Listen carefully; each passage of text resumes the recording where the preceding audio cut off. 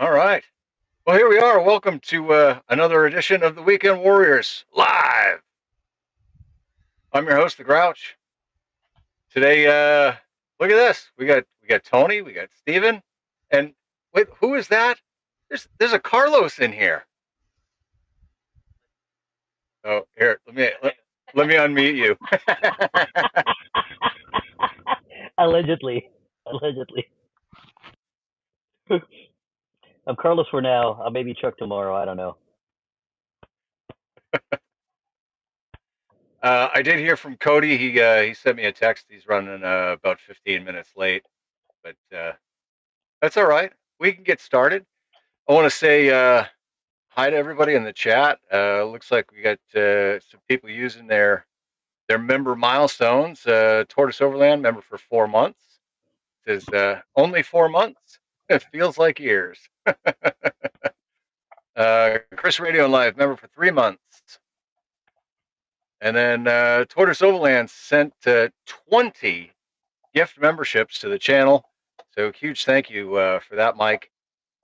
People who got the memberships: Ham Radio Tectonics, Renee Six, Lucas Webster, Peter O, Brad Carter, Jeff AA4BC, Jeff Wingett. We got Mike Smith, TO, and James T. So welcome to being channel members. Oh, Jesus. Oh, we still got more. Sean Technishon, Bearded Jackhole, Tony Immel, Rob Lindsay, Ryan K5TAR, Robert KF0DKZ, Tony, who just dropped out of the freaking stream. He was gifted one. New Hampshire Ham, Adrian AC10, and W1STJ. All right, I think that's all 20. Oh, super, fantastic. Thank you for that, Mike. Really appreciate it.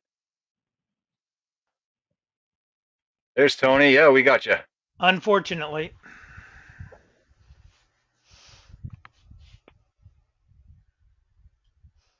All right. Well, now that we've said hi to all the folks in the chat, I appreciate everybody being there.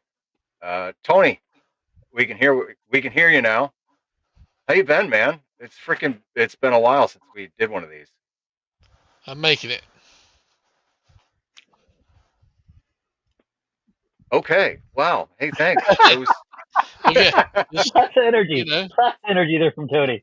Well, I mean, we got shit going on here at the house, but I mean, it ain't really, nothing I really want to discuss here. So it's just one of those things. Okay.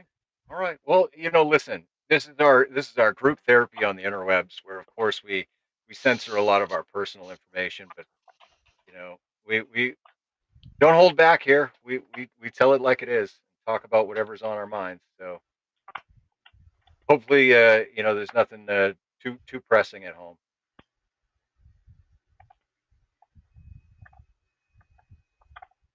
Okay.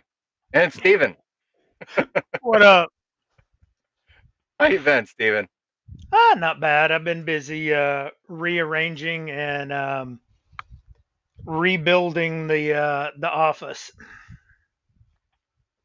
Even it looks like you have one hell of a 3D print setup. It's not bad. I've got one good one, one bad one, and a little bit of filament. Just a little bit? Oh, that's not even counting the stack in the floor, or the 2 stacks in the floor. I'm still waiting for an order from Gigaparts. I will be going down for Huntsville in a couple of weeks, We'll see you there. and going by the store and hopefully getting me some more add-on goodies. I need another spool or two, some parts and pieces, and a couple other build plates. That's one thing I'm lacking. I need a couple build plates. I have the original build plate that came with my printer, and that's all I've needed. But I've wanted to use some of the little fancier, finish ones. So Yeah, I've got the textured one and a smooth one is all that I have. But I want the holograms and the design. Yeah, some of that cool shit. I want people to look at my prints and think that they're tripping. Well, I I've don't been know. goofing I don't know around what and doing Chris all Bricker kinds of stuff. uses, but Oh, you like Chris that? Bricker did that. Yeah, It's all holographic. It's cool. How many watts is that? all of them. 4, 2, 3, Maybe 1. one. Yeah, I was gonna say that kid. I think one puts out like 2.5 watts. Okay. That's the one that goes on the Android phone, right? Yep. Yeah. I want to say that thing does 2.5 watts. I think it's good enough. It works. It does. It does work.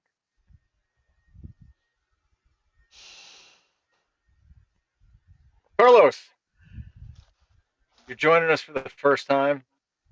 Those that don't know, Carlos is one of us. First He is a time. veteran. You know, first time here. Long time listener, first time caller. It's the Mr. Obvious show. Uh, just I'm an army guy. If you don't know, yes, my mom dropped me on my head when I was a little baby.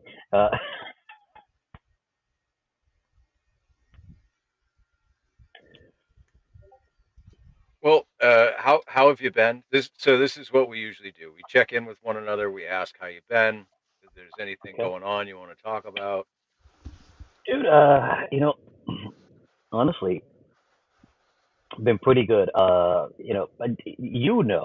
Maybe the rest of the folks, here in the channel and then watching. Some of the people on the channel watching, like for example, Renee knows that the skydiving is my therapy, right? The skydiving is where I I get things worked out. And I got to make a bunch of jumps on Sunday last week, and I got to make a just couple of really great radio jumps over last weekend. Uh, So, dude, like overall, fan friggin' tastic. I landed from the 10-meter jump, and I hadn't jumped in 3 weeks. And I landed from that, and it felt just so, just kumbaya, my lord, kumbaya. The thing is, you know how that feels now. Exactly, Jeff. Jeff is right. Perfectly there and gave it up. So you now know how that feels, right? So you can relate. Renee can relate. There's a handful of people that can relate to the therapy that is skydiving, and to the people that can't relate because they haven't done it. All I have to say is, just get to a drop zone and do a jump. You will thank me later. Your wallet will absolutely hate me later, but you will thank me later. Yeah, absolutely. And dude, it was so cool to do jump number 50 together. For those that aren't channel members, they may not have seen that video yet because that video only went out to channel members first, but it will be going out to the public on Sunday. Um, yeah, dude, absolutely. The one of the greatest things that I've ever done in my life, and thank you for kicking me in the ass. Just We're why are you just getting saying started, Sunday? buddy. We're just getting started. The thing is, you made the decision. You made the decision to make someday happen, right? Instead of putting it off, you made the decision to make it happen, and that's really what needs to happen, right? Nobody can push you into doing this, because if people try to push you or egg you on or coerce you into it or whatever, it doesn't work. When you make the choice to do this thing, it's life altering. It's so amazing. It is the greatest drug, and it is legal, and it's just like I can make a skydive and go drive right after, and if I get pulled over, I'm not gonna be breaking any laws. It's amazing. And that high lasts for a little while, which is great until it fades, and then you got to get back up in the air and do it again. Oh yeah, yeah. Um, Happy Wilderness Frank says Carlos had that drop itch. Yes, I did. I did.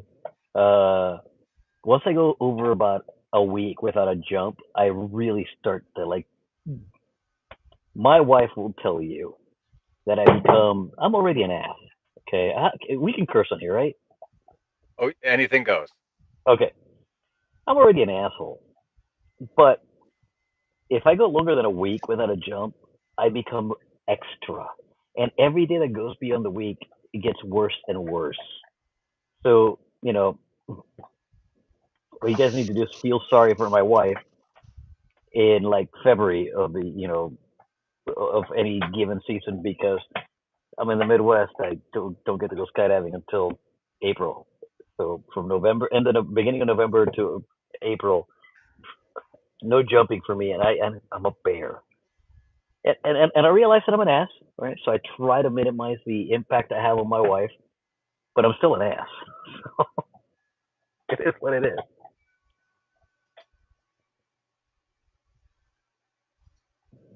Well, and we're both wearing Team CSC jerseys. Is we went to a demo. Was it Kane County Cougars? Kane County Cougars. We worked grounds for a demonstration jump this evening. 3 jumpers, all on target, on time. Beautiful job. You know, I I like to say that I work with true professionals. But you guys don't understand how professional these people are until you see them do the things we do. Uh, you know, these these 3 folks landed in a baseball field with less than ideal conditions and sank it in and stood up the landings and made it look effortless and beautiful. And that's what the crowd eats up, right? The crowd doesn't care if you go fast because they don't know any better. The crowd doesn't care if you're flying sideways because they don't know better. They care that you landed and stood it up safely without hurting yourself or hurting anybody. And that's what we do. We put people on target, on time, safely, and it's really cool to see, especially when look, we see that at the drop zone every day, right? And then some. What we don't get is the feedback from the civilian world, if you will, the people that don't know how to do this, seeing it, and the crowd went nuts with every single landing. And to me, it's a common thing. To Paul, I think is becoming a common thing. But to them, that that might as well be Superman landing, from saving the world, right? So yeah, I work with a lot of great consummate professionals that are fantastic at what they do.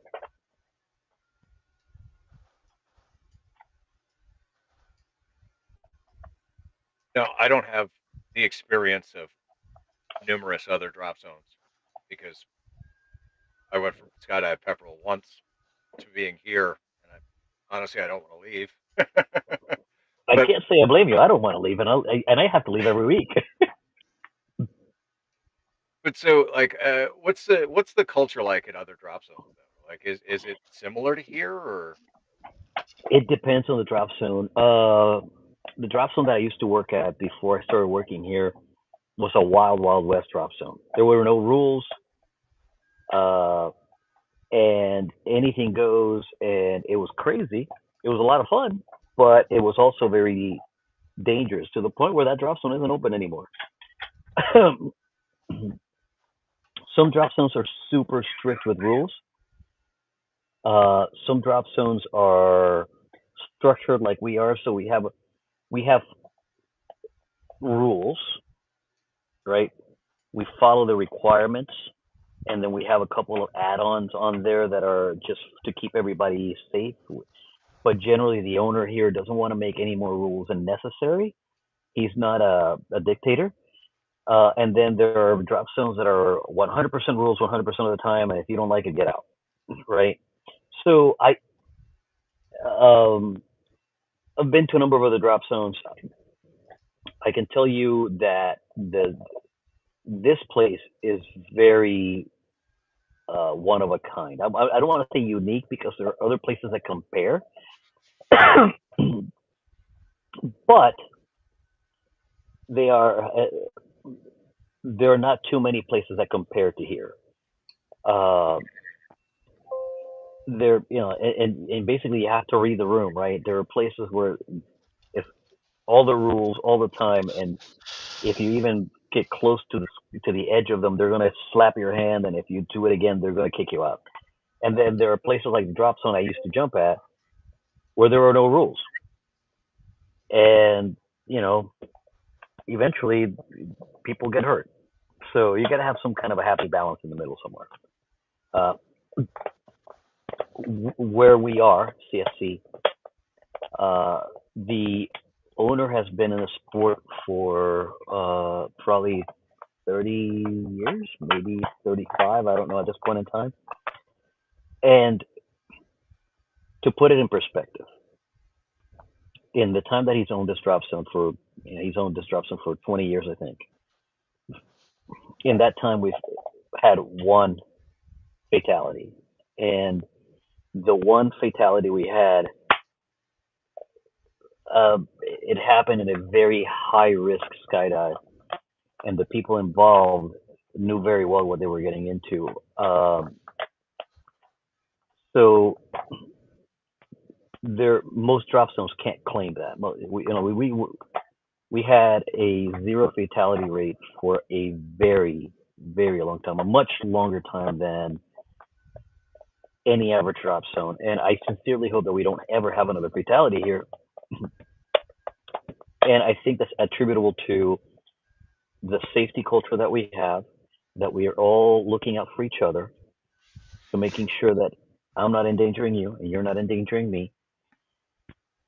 And we do that with very minimal rules, and that's a beautiful thing. It allows us all to explore the boundaries and the edges of what we can do and how to do it safely, right?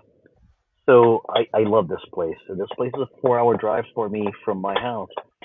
Are there drop zones that are closer? Yes, absolutely. I don't feel as safe at those places as I feel here, so here I am, right? The extra drive, absolutely worth it for me.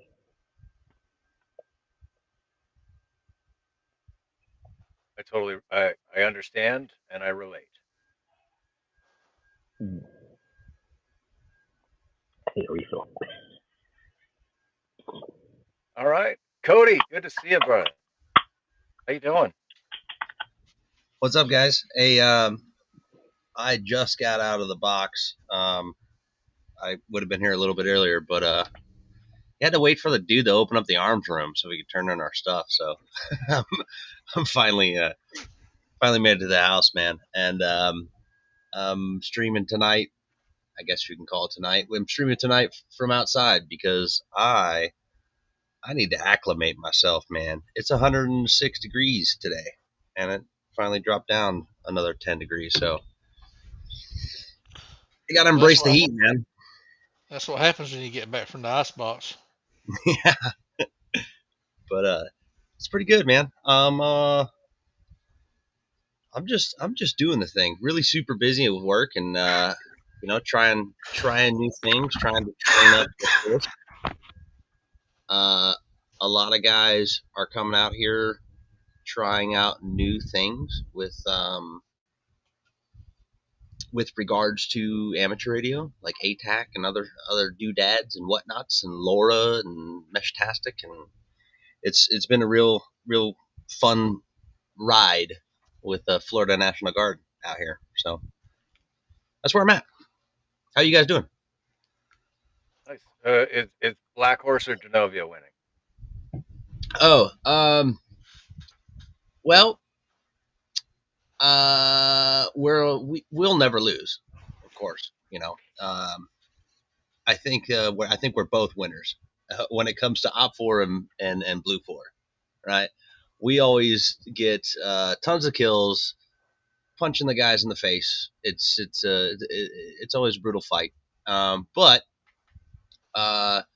The real win comes from when a unit shows up here alone and unafraid, and then they finally have a near peer threat. And they get to see themselves. So that's where they really get to truly win.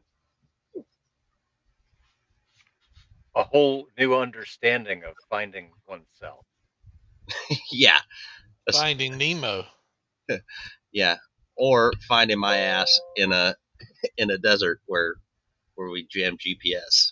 They have to use a map. So that's fun. That's a lot of fun. Well, I'm glad you're back in California, safe and sound. But you must be missing Montana. Oh yeah, dude, absolutely. Are you kidding me? Weather-wise, amazing. Right? Mountains are the same, but they're lacking trees, and I just really want to go fishing again. So that's where my heart is at. But yeah, coming back from Montana and going right into work. I've been nonstop for a couple weeks, and it's been some good trials on my time management, and now I'm here and I'm with you guys, and I'm super stoked that I got to make it and get in here. So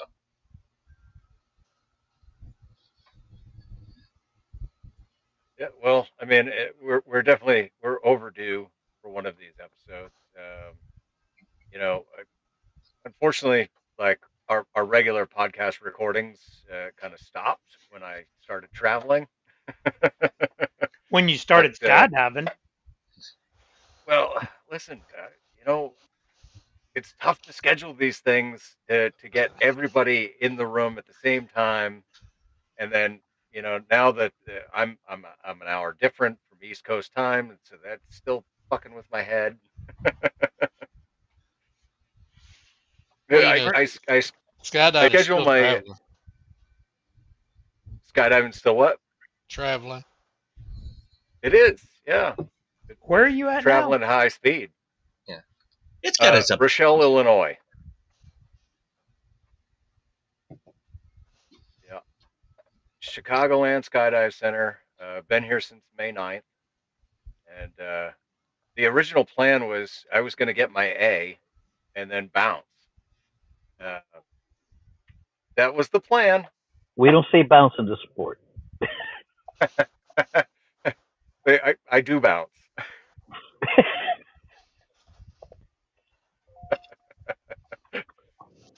But yeah, no. So I mean, I don't know. I got my A June 12th, and I didn't see a reason that I had to leave, and so well, I'll be leaving when I head to Huntsville. So.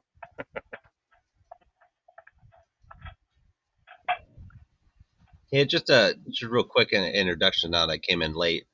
Tony, nice to see you. Looking just fresh as fuck.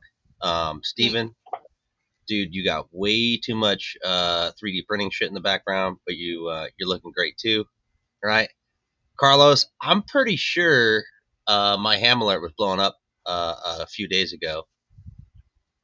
A little bit So about a week ago, we did a parachute mobile here on 2 meters, and then a parachute mobile here in 10 meters. So yeah, I was so just so frustrated because I had just torn down all of my my military HF competition equipment, and I was like, oh, dude, you're like right on the cusp of it. I was like, ah, but yeah, it was nice seeing your call sign pop across my phone about 10,000 times in 5 minutes. hey, that idiot's up there. Hey, that idiot's up there. Hey, that idiot's up there. That's what I got to talk to Ham Alert and see if they'll adjust based on my call sign just to say, hey, that idiot's up there. That'd be good. That'd be definitely good. What did you have a 10-meter antenna just hanging off of you, or what? Yeah, I fly an infant half wave behind me, and this was cut for 20, but infant half wave cut for 20 work on 15 and 10 just fine. the radiation pattern changes, but it works. And yeah, I go up there and I have the tallest antenna in the Midwest for about 14 minutes. I have the tallest antenna, man. It is fantastic.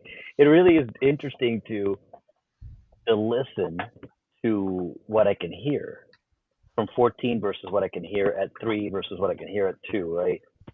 Once you get below 3,000 feet or so, you actually start picking up interference from, noise from the city, from the town and whatnot. And you wouldn't think that EMI travels that far, but apparently it does. Because I can tell you from experience that I've been up there with an S0 noise floor, and you get below 3,000 feet and it starts to pick up right away. You ever been able to hit a 10-meter repeater up there? I've never tried a 10-meter repeater from up there. Maybe I ought to try that sometime. Yeah, man, hit the East Coast reflector while you're dropping. Excuse me, falling gracefully. Defying gravity. 1G at a time. You're not defying gravity. You're just resisting it. Exactly. I'm actively resisting it. The parachute helps you with that. Hey, Carlos, you're NFED. I don't think I've ever cued in on how you do that. Do you? Is it something to drop below you? Or so I'll unwind it. I always unwind to my left. There are skydiving reasons for that, but I always unwind to my left, and then I feed the coax behind it. So I end up with a coax that acts as a counterpoise, and then transformer in the middle, and then the antenna wire behind that. I used to put a weight on it, but to try to get it to fly vertical. But the problem became one of the wire. The weight becomes an anchor, sure, right? So when you land, the weight lands way before you, and you're landing on a tall grass area that grabs that lead weight, and then something has to give. And normally it's the antenna wire. So I was having to repair my antenna wire before I could make my next jump. And I decided, you know what? I'm going to try this without a weight. So I did a jump where all I did was I fed the wire out a little bit and looked. Okay, it's not going up into my parachute. Feed it out a little bit more. Still not going behind into my parachute. Feed it out a little bit more, and just keep on doing that. And it turns out the wire wants to fly almost perfectly horizontal behind you. Wow. There's a tiny bit of drop, but not a lot.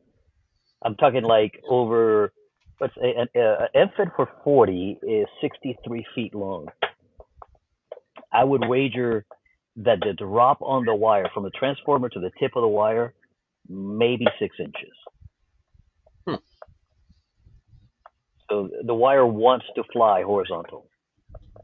Have you experimented with other types of wire? Like a heavy weighted fly fishing line type deal? Like if you can get that to resonate? I haven't tried that. I just tried like the Poly Stealth, the Poda wire, the like your standard silicone wire. I've tried those things. They work. It's fun. I mean, I hazard look, skydiving is plenty of fun on its own, right? I think about it this way: skydiving is plenty fun on its own, right? Amateur radio is plenty fun on its own.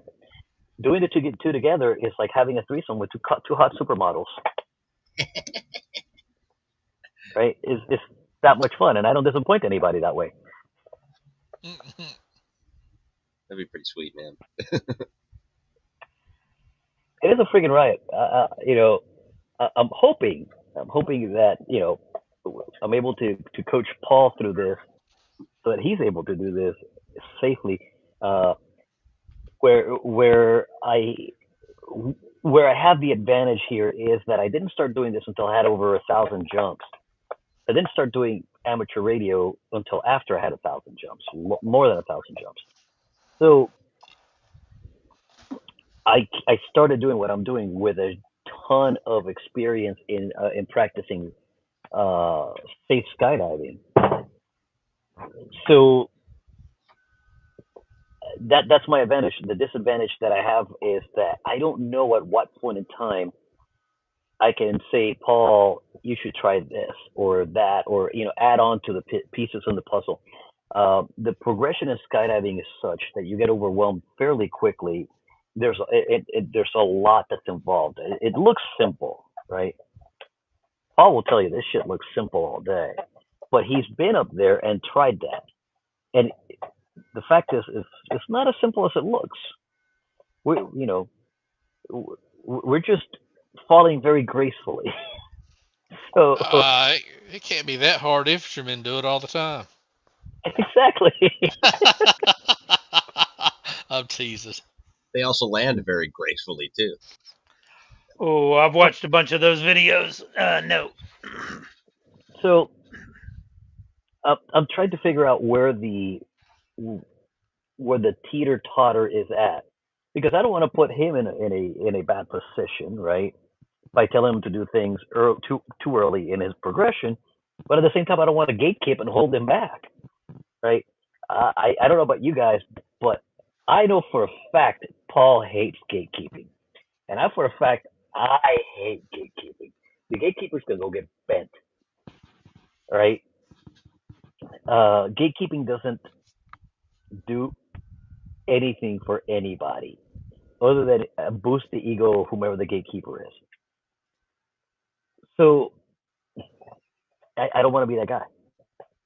I'm trying to figure out where in the progression it's a smart time to do certain things. Uh, but I'm here to tell you, it's a freaking riot.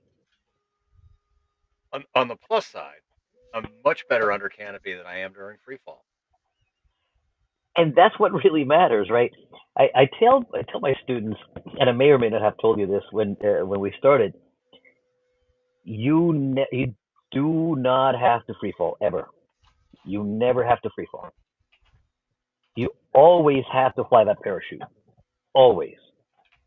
At least if you want to continue to do the thing we do, right? So, so I focus my education of my students and the people that follow me for whatever reason in canopy progression. Is free fall awesome? Yes, absolutely. It makes my nipples hard every time. Uh, is canopy flight exactly? You know, but for me, the real ticket is, can you fly your parachute safely? Can you fly your parachute well and safely? You know, there's a term in skydiving called downsizing. It is when you change the size of your wing to a smaller sized wing. And as an instructor, my former students, because they're no longer students, right? Paul's not a student anymore. Um, will often ask me, "Is it safe for me to skydive to downsize?" And my answer is always, can you land this thing in the most adverse way possible safely? Can you land what you have right now in the most adverse way possible safely? So let's go downwind into a patch of grass that's 20-foot wide and 40-foot long. Can you do that? And if the answer is no, then you probably should not downsize. And keep in mind that I said should, because I am not the gatekeeper. Right? If you downsize anyways and you get hurt, I'm just going to go to you and go, so you shouldn't. Right? I like that term, Carlos. You said downsizing for shoots, man. It's kind of the same. That's the same analogy to surfing, right? Mhm. Everybody starts on a fucking 16-foot longboard, right? Got a boat on the wave, and then everyone wants to get right down to the competition, the lightest, smallest board that possible that can maneuver. So I'm glad to hear that. That is kind of the goal, right? Just how how how sleek can I go, and how maneuverable can I be?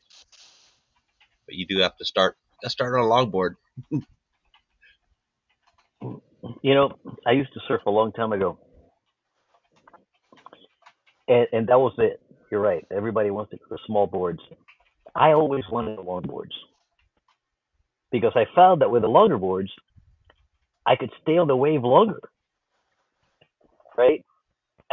I could stay on the wave longer, which let me enjoy the ride for a lot longer and let me enjoy the sea for a lot longer. Uh, smaller boards, you go faster, but the ride ends sooner. I you know, I didn't see the point in that. It Carlos was just kind of like like our skydive the other night, right? Like I'm flying a much bigger wing than you, and I was able to stay up for easily 5 minutes longer than you. Yes, you easily stayed up there 5 minutes longer than me, and I was flying deep in breaks just to try to keep up with you. And I think it was probably 5,000 feet before I said, okay, I just can't keep up anymore because I was sinking out on you. I was like, well, if I'm going to sink out, I may as well fly this thing, right? But flying in deep breaks is yet another, another skill set. A lot of people freak out when the parachute starts to kind of stall, right? And flying in deep breaks, you're going to get there eventually, right? And for me, I was just flying at that razor's edge between stalling and not stalling. And it's one of my favorite places to be because it lets me know that I can do this, and not just do this, but I can do this for a very long time. So it reinforces the tool set in my brain that goes, if it goes bad, you can you can almost stall this wing without having to worry about glide. So yeah, ooh, talking about gliding. I came back. My wife and I were driving back from Montana, down here, and we were coming through Salt Lake City. It's like South Salt Lake, right around dusk, and I look up in the sky, and I'm like, holy crap, what is that? Right? It's a bunch of bugs or something. Dude, it's just off in the distance, and then we're getting closer, another like 15 miles, and I'm like, holy crap, those are paragliders. There were a shitload of paragliding in South South Salt Lake, man. I don't know if they do a school there or anything like that, but it was wild to see something like that where there were easily 200 sails in the sky. Uh, Not joking, right? that's a lot of Over, not that's a lot of them. 200, right? Sid's right here with me, man. There was easily 200, not joking, all over South Salt Lake. About 3 weeks ago. What? Yeah, I was like, that's nuts, man. Para school, I think. I think they do it at para school in South Salt Lake, something like that. I thought it was pretty cool, man. But that would be wild. How long do you How long? I mean, no longer you flying out a plane. That would be another venture too, right, Carlos? What do you mean? Paragliding. If you're up there for a hot minute, you can. I Yeah, mean, if I haven't done paragliding myself yet, but it's on the list, right? My yeah, wife keeps saying that I have too many expensive hobbies already between amateur and skydiving, and she doesn't want me to add another one. But I want to do powered parachute, and I want to do paragliding, and I want to get a pilot's license. There's a theme here somehow. I'm just thinking about this, right? Like, we've all done POTA, right? How long, or actually, what would be the rules of POTA if you're I've already asked. paragliding, if you're para over I've already asked. Perfectly legal, perfectly acceptable.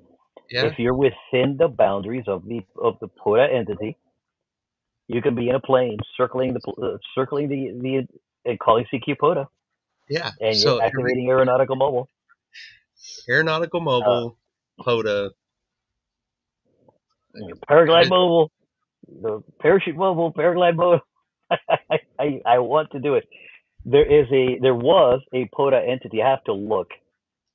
There was a POTA entity about 18 miles south of here, and it since has been turned over to the state of Illinois to a Native American tribe. So I don't know whether it's still technically a POTA entity or not. But I talked to the owner of this place to drop me over there, and we were going to do that. And then I filed the paperwork with the FAA because you have to file paperwork with the FAA anytime you drop anywhere. We have a permanent filing for this place, right? So we just renew it every year. And the FAA kicked it back and said you have to have the signature of the director of parks for the state of Illinois. I'm like, I'm never going to get that signature. So they wouldn't approve me dropping over there. But I was ready to do it, man. It was going to be one of those epic activations because the drop zone was going to drop me right over the park. Ham radio dude was going to be at the park, running a radio on the ground. We were going to have a handful of people there. Call it CQ Parks on the Air, activating parachute mobile. Unfortunately, the FAA said, That's a bummer, man. Oh well. Well, with your license, I imagine you are allowed to drop anywhere that's feasible within the continuous United States, right? So all I have to do is file the paperwork with the FAA and have a plane that'll drop me. Once I've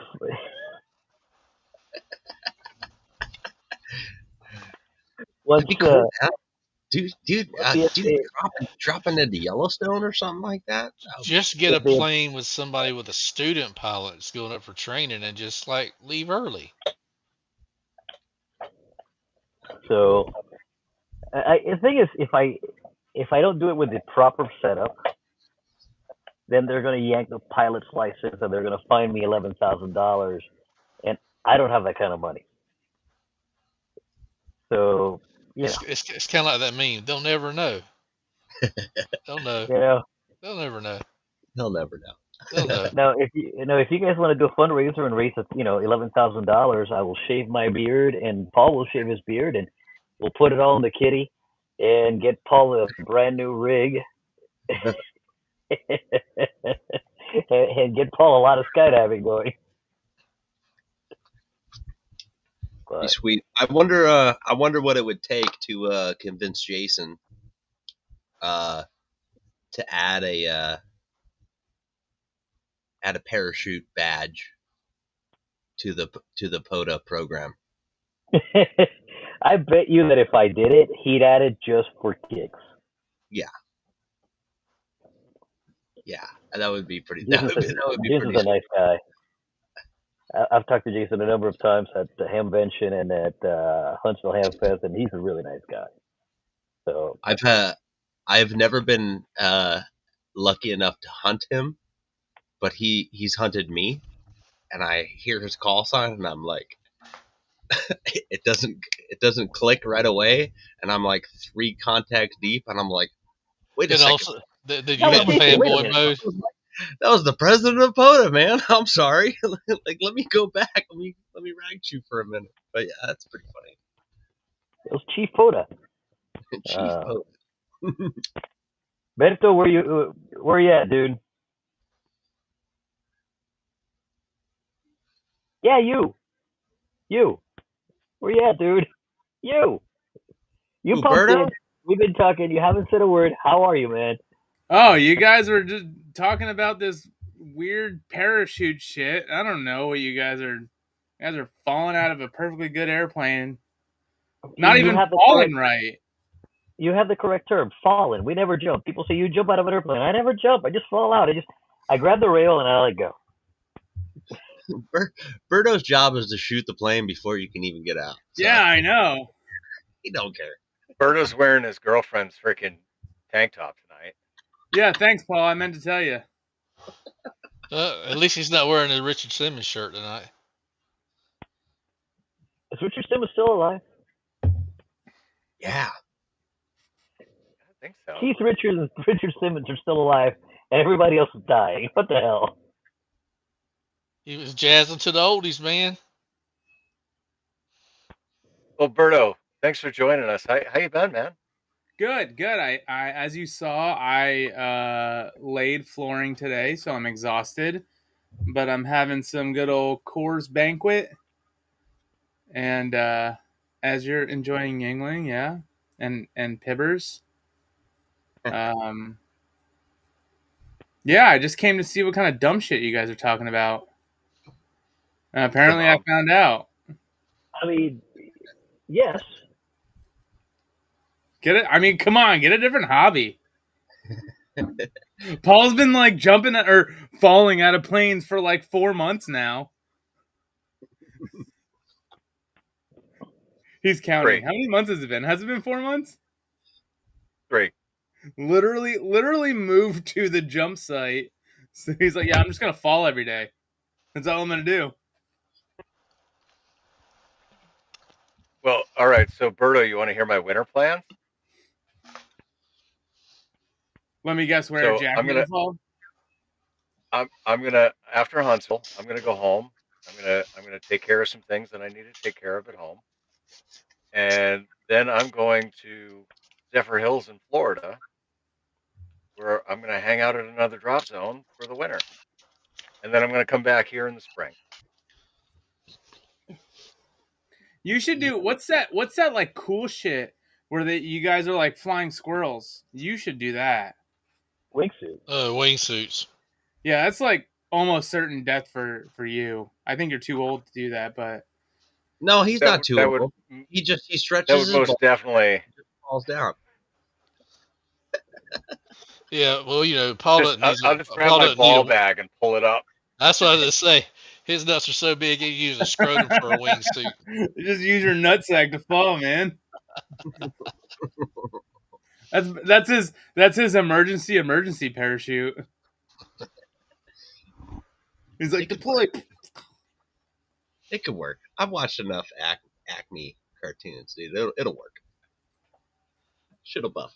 Yeah, I'll land head down and I'll use my ball bag as my canopy. Yeah, he's got Or hair just- on two Or spots just for a blow hand. blow it up real quick and land on it. You know? This is sounding like a South Park episode where you're just bouncing on your balls, you know? Anyway, so what are we talking about? What's going on tonight? Same thing we talk about every week. Brain, try to take over the world. Life, I don't- liberty, pursuit of happiness. I think so, Brain. But if they called them sad meals, nobody would buy them. So are we gonna take over the world, or is that off the table? Well, you know, we got to have think the we right would. excuse. What is the topic for tonight? There's a topic?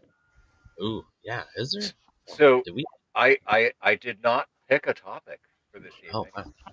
I figured the there's hell is enough party? going on. No. Listen, there is enough going on that we have plenty that we could fucking discuss. You should get like a spin Epstein wheel. to tariffs. Oh my Hell, God! This Obamagate. economy's gonna crash. Obamagate. There you go. There's an Obama gate? Hey, we could also talk about the fact that you got freaking Chinese people coming into U.S. territory with no fucking visas required, no nothing. That's and then No. getting caught at Guam, freaking taking pictures of the freaking Air Force base there. Dude, why you diming me out, man? Fuck. Trying to make some of that Chinese money. Why you gotta attack my people like that? We're just over here trying to make a living buying up farms in your military installations.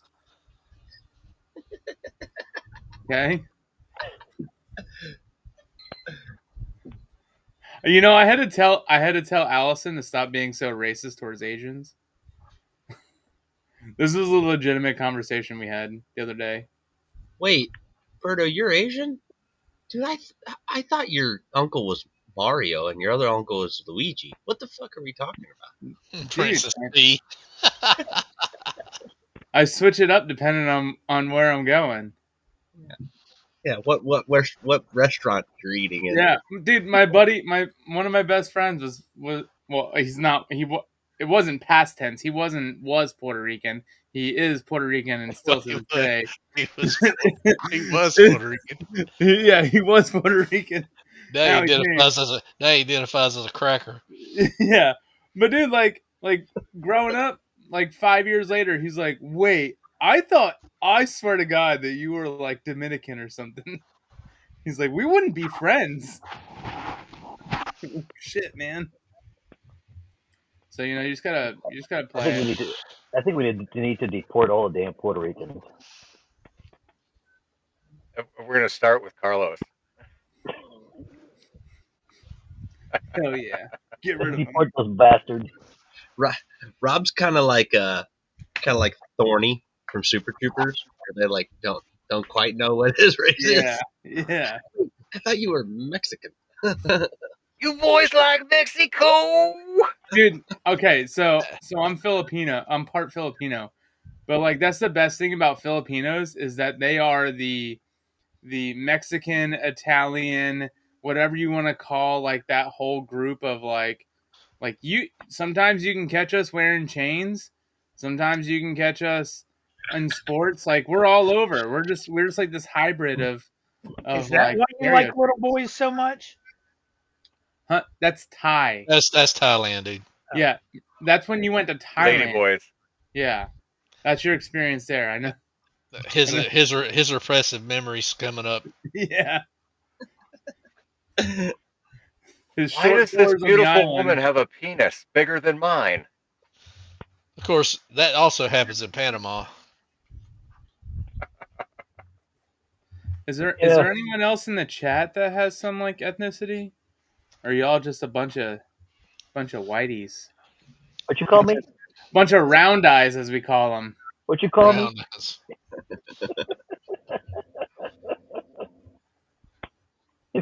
Filipino hybrid Hispanic.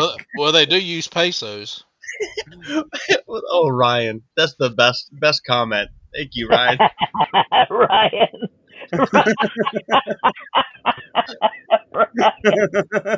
So good. So true. He's like, just kidding. It was like built in his tuxedo. Later, guys. Carlos is like, fuck a wall, man. I'll jump over that thing.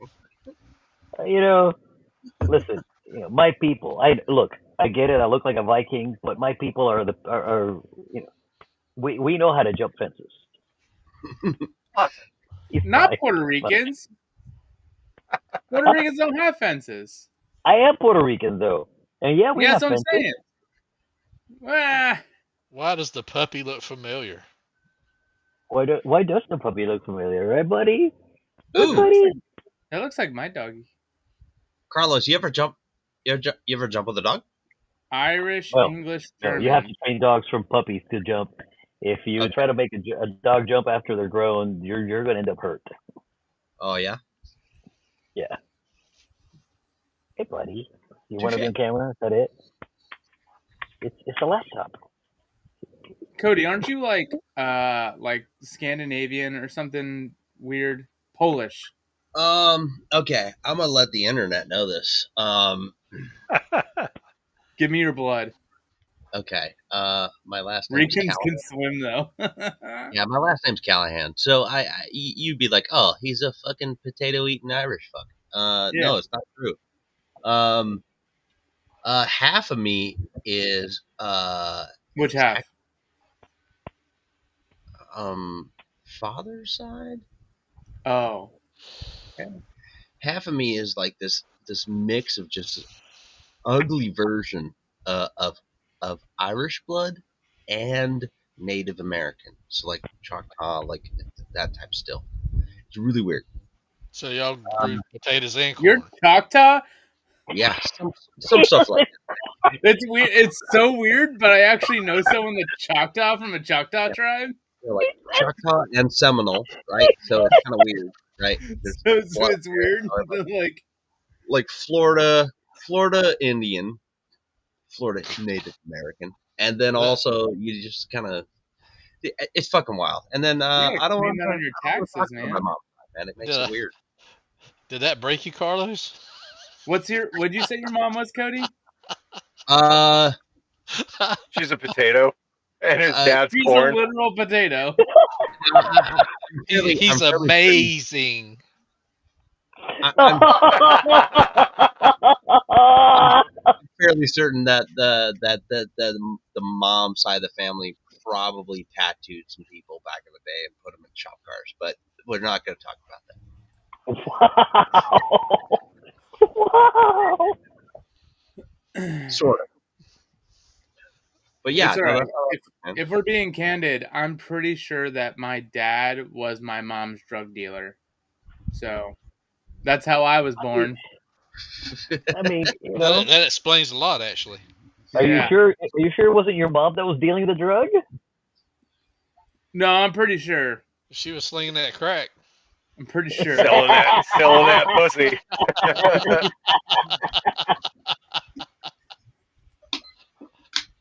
And my dad. Oh no, too buku. My dad's convinced that I was conceived in the back. I want to say the back of an El Camino. Really? Was Lowrider playing? There we go, Paul. Dude, we found our topic of the night. We found our topic of the night, Paul. It's fucking. Where do you think you were conceived? I know where I was conceived.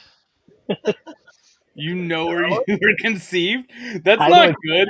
The fact that you know, the fact that in your brain rests this tiny little spot that says, "Yeah, I totally know where I was conceived." You want the really funny part? What? There's pictures? There's a video? Like? Oh no! You know, look, I'm old enough that pictures and video were not a thing back then. It was documented. But it's on Betamax. It's on hieroglyphic. There's a Polaroid of Carlos' mom somewhere. There's a what do you call it? There's the clay tablets back in the day, the Phoenician time period. Exactly, it's Phoenician. So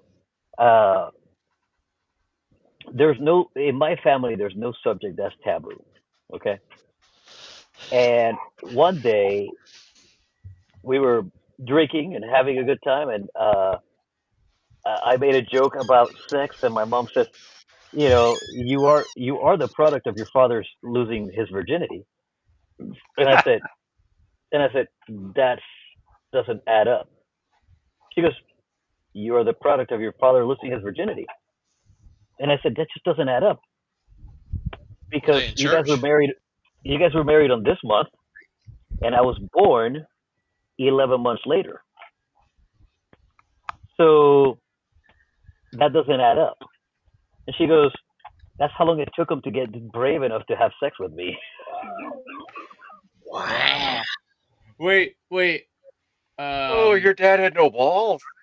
So was Mama Dukes a floozy then? Because she said Dad lost his virginity. Well, I mean, I imagine Mom lost her virginity too. I don't know, but she didn't explicitly say that. What I do know, what I do know is that I was conceived in a farm home where I grew up in the same house I grew up in, a little shack in the farm, and so what did they do on their honeymoon? Did they just like play chess and I guess write poems to each other? It took him that long. It took him 2 months to brave up. Is he like pep talking himself? Listen, I call him a sperm donor for a good reason. Was she like older than him or something? No, she is younger than him by a year. But my sperm donor, he's special. Donor. I mean, I don't get along with that guy. So the only reason I know he's still alive is because my sister keeps in touch with him. But otherwise, I said goodbye to that idiot when I was 13 years old, and I haven't looked back. So I'm interested to see. Things got weird going to shower. Ryan's apparently not liking this. Ryan, why don't you tell us how you were conceived? Enjoy your shower, Ryan. I know, Yeah. right? After a story Did like that, he's that going to the story shower. getting you hot and heavy? You're going to break out the Axe body wash. He's like, this shit got me excited. Go to bed, take a shower. He's going to lose his virginity. Yeah, in about 20 years, he's got to explain how his kid was conceived in the shower. Axe body spray in the test tube. Yeah, this is how I got this scar because I slipped on you in the shower.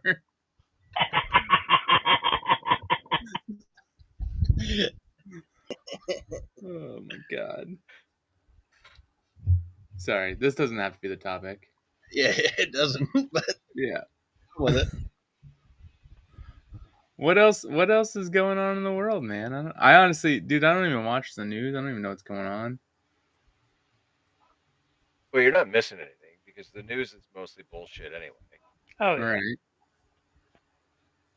You know, everybody Do you guys said the economy was going to collapse by July, and look, here we are. It's fucking August 1st, and the economy hasn't collapsed. The Then tariffs are bringing in billions of dollars in revenue. So The economy hasn't collapsed, but if you drive a diesel, you're fucked. then you had a mostly white guy, a probably white guy commit a mass shooting in freaking Manhattan. I did see something about that. He definitely looked very white. I know, right? Not white kind of way.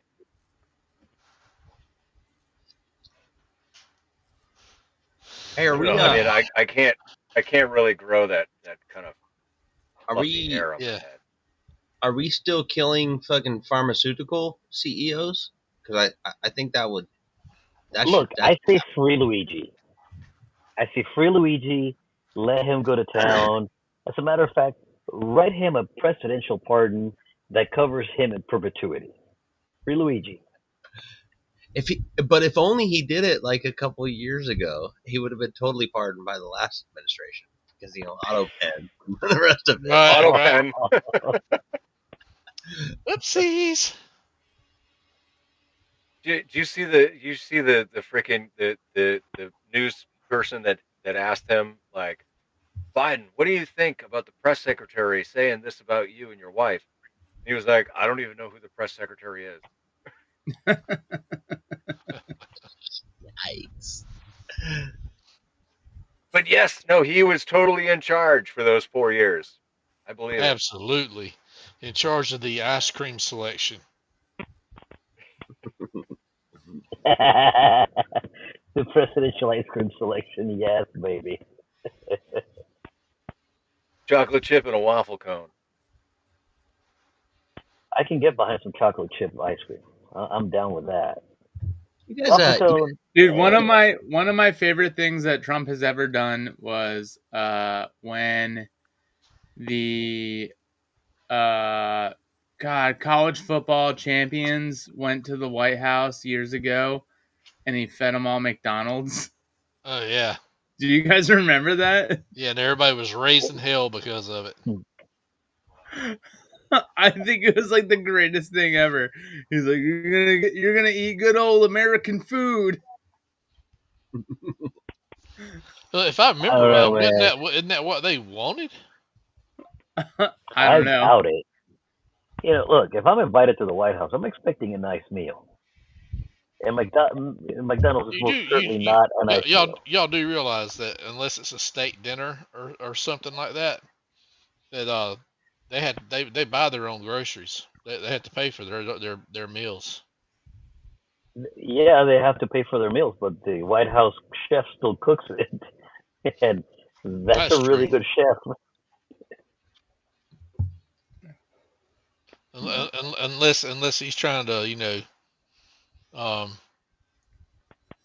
what do you call that thing? The freaking kayak board. What do you call them things? Like a boogie board? No, the paddle board. Unless you want a paddle board and drown, in Martha's Vineyard. Oh, you're going RFK world. No. It was the Obama's cook. He was out there paddleboarding and couldn't swim. Drowned. I thought you were talking about Chappaquiddick.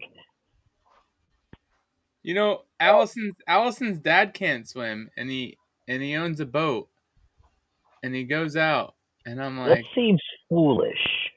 Tim, why do Well, you do this to that's what yourself? a personal flotation device is for. It's like Yeah. anybody can swim in one of those. My By the way, father-in-law, I did get my New York State boat. It's not a boating license, but boating safety course. So now I can be a captain of a ship. so you had to pay extra to have a boating endorsement? He was hoping they would teach him how to find the man in the boat. Yeah, find the men in the boat. Oh. So now you're gonna hear about some New York pirates. I'm gonna peruse the St. Lawrence and hijack some ships. Gonna bury your Birdo, I got an treasure ocean in the boat I can Thousand sell you. Islands. I don't know, like an ocean is an ocean boat like just a boat that goes in the ocean? Yeah. Or is it? I don't have an ocean in New York. But you could drive to the ocean. But I don't have an ocean. What makes it an ocean boat? It's got a greater distance between the keel and the top of the gunnel. Yeah. It's meant to take bigger waves. Oh yeah. I knew Big that. enough for the motion of the ocean. Yeah, I knew that. I Yeah. learned that in my class. I was just testing. Listen, just Berto, checking. I'm not too sure that you know geography very well, but there's an ocean that bashes up right against New York. It's called the Atlantic. And then you I'm had not. then you I'm had not the mini that hard. oceans called And the Great Lakes. also, I don't study rocks, so I don't know what you're talking about geography. Study rock. That would be geology, Oh. not geography. Geology, not oceanography or I don't know what you guys geography. are talking about. I don't study rocks or oceans. That's on the other side of New York. That's the fake side of New York. I'm in the real part, the part by Canada, the part that gets fucking gangbanged by snow. Yeah. How is Watertown these days? Man, I'm telling you, this is the best time of the fucking year, dude. It's so nice. We went out for 4th of July and did like this lake float or the river float, and it was amazing. And then Allison just had a high school reunion the other day, and I got this we saw all of her friends and one of Was it her 15-year, 10-year? it was a 10-year postponed. So they their 10-year was during COVID. Listen here, tortoise, you motherfucker. I remember we used to go to the beach out on the lake. We're gonna have a Pokemon battle over this. Oh, Fargus, have you been to Fort Drum? That's where I'm at right now. It's a good time. Oh, Fort Drum, 10th Mountain Division. You know that's what CAL stands for, Citizens of Watertown. Yeah, Tortoise Overland. I'm gonna find out who you are and where you live, and I'm gonna send you a nasty email. Berto, you know what you should do? You should drive to New Hampshire the first weekend of September. Why?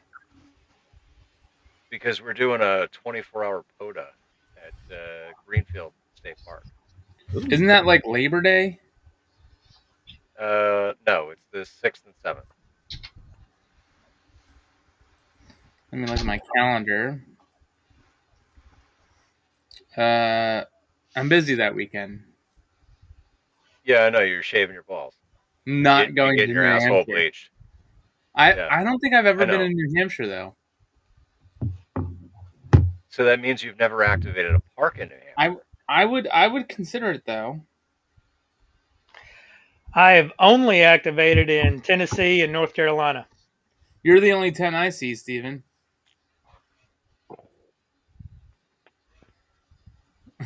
So Steven, you gonna make the trip too? I don't know. When? September 6th and 7th. I might be able to make something work. Probably not. Let me see if I can remember the URL off the top of my head without having to fucking like really search for it. Let me figure out how far it is. I'm going to Boston at the end of August. Boston.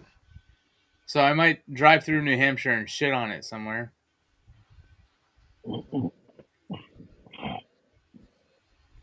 Just leave a nice. There's a link in the chat for the information on the 20th. I agree with Tortoise Overland. Okay, fuck you, Chris. Nobody asked you. Fuck you, Tortoise. How do I kick people out of it? I'm just kidding. You kick people out. Good luck. Lakeside of New York is far cooler than the... Okay, Del Fargus, yep. The lakeside of New York is far cooler than the ocean side of New York. Yep, I agree. The city sucks. Okay, this is people who didn't grow up near the city. Look, I'm not going to deny that New York City sucks and that New York City sucks donkey dick. It's the absolute worst. It's dirty, disgusting, AIDS everywhere. Yeah, it's Paris. Ocean, beach, lake, all day, every day. Berto, no don't let me get my toys. I don't know what that means. Is that because Carlos told that story? Toys. They won't let him have his toys in New York City. Oh. Yeah, that's true. Yeah. Oh, the old safe act. Yeah. Okay, so Jason's from Binghamton. Okay. Cool. Yeah. Del Fargus, that's New York is toxic. It's the absolute worst, man. I don't know. I think California's worse. I think any major I think they're all fighting. Nope. Massachusetts, California, and New York, they're all fighting to be the worst. No, yeah. Let me put this out. I'm gonna throw in. Hold on, I'm gonna throw in Chicago in that too. Oh yeah, absolutely. But if we're talking about like at least just on the aspect of gun laws, right? I have bought a few firearms here in San Bernardino County, California, that I am absolutely not allowed to cross the New York state line with. So let's put that into the flavor. New York State or New York City? New York State. All of the guns that I lost on a boat trip years ago. I don't own any guns. Mine were all lost in a boat. Guns are evil. Are not allowed in New York. The whole gun locker just mysteriously fell into the ocean. It's so crazy, dude. Hey, wait, I got a question for fuck, I can't point right. I'm gonna tell him my shit fell in the septic tank. Is this a Brady Bun? Robert and Cody. So have they thrown the SIGs out of y'all's armory yet? What do you mean thrown them out? Great topic. Weekend Warrior, let's go. Okay, SIG P320, aka the M17, the M17, the M18. Garbage. Well, yeah, it's garbage, but a couple of weeks ago, the Air Force guy set his down on a table and killed somebody. Killed himself. Was it himself? I think they've been known to do that. It's not according to SIG's lawyers. No, SIG lawyers have. Have y'all seen the videos? Have y'all seen the videos of them putting primer casings in them and just they're tweaking the slide and it's going off? They like were underneath the threshold, but like I've heard it before where they've been known like they failed a drop test of some sort. All of them. Yeah. Oh well, the biggest part is that SIG will not confirm whether or not they've done in-house drop tests because they won't. They don't want to do that. But there is an upgrade to the sear and other trigger mechanisms that it was called like the volunteer program to just, hey, we'll send you this upgrade of the sear and all that jazz. Well, worst part about that is that the new sear, we won't acknowledge that we fucked up in the first weekend. The new sear does the same shit. Worse. Because the issue is the play between the frame and the slide. Right. Absolutely. It's not the sear. It's the tolerance between the frame and the slide. I watched the guy actually measure the depth of the sear. The sear is only 1 millimeter. Yep. If I were the type of guy that played with guns, you would not get me away from a striker-fired weapon. I think a Glock. Oh, good. Glock for the win. Well, the SIG is a striker-fired weapon. It's Is it? Yeah. The yeah, it is. The problem is the slide's got too much play. The sear is too short, and when you wiggle the barrel and there's any kind of tension at all, it freaking releases that the sear slides loose and the striker goes forward and hits the primer. And we know military people are going to wiggle. You know we wiggle. In order for the striker to come back, you have to pull the trigger. Let me put it. If you get your Glock and you hold it in your hand and you wiggle the slide's not going to wiggle on a Glock like it does on this 320. Yeah, but the striker on a Glock doesn't go to the rear position with tension until you actually pull the trigger. You're saying that the SIG is different? The trigger pull doesn't pull your striker back in a Glock. That would be like double act. You got a sear in the Glock that holds the striker back. Negative. No. Negative.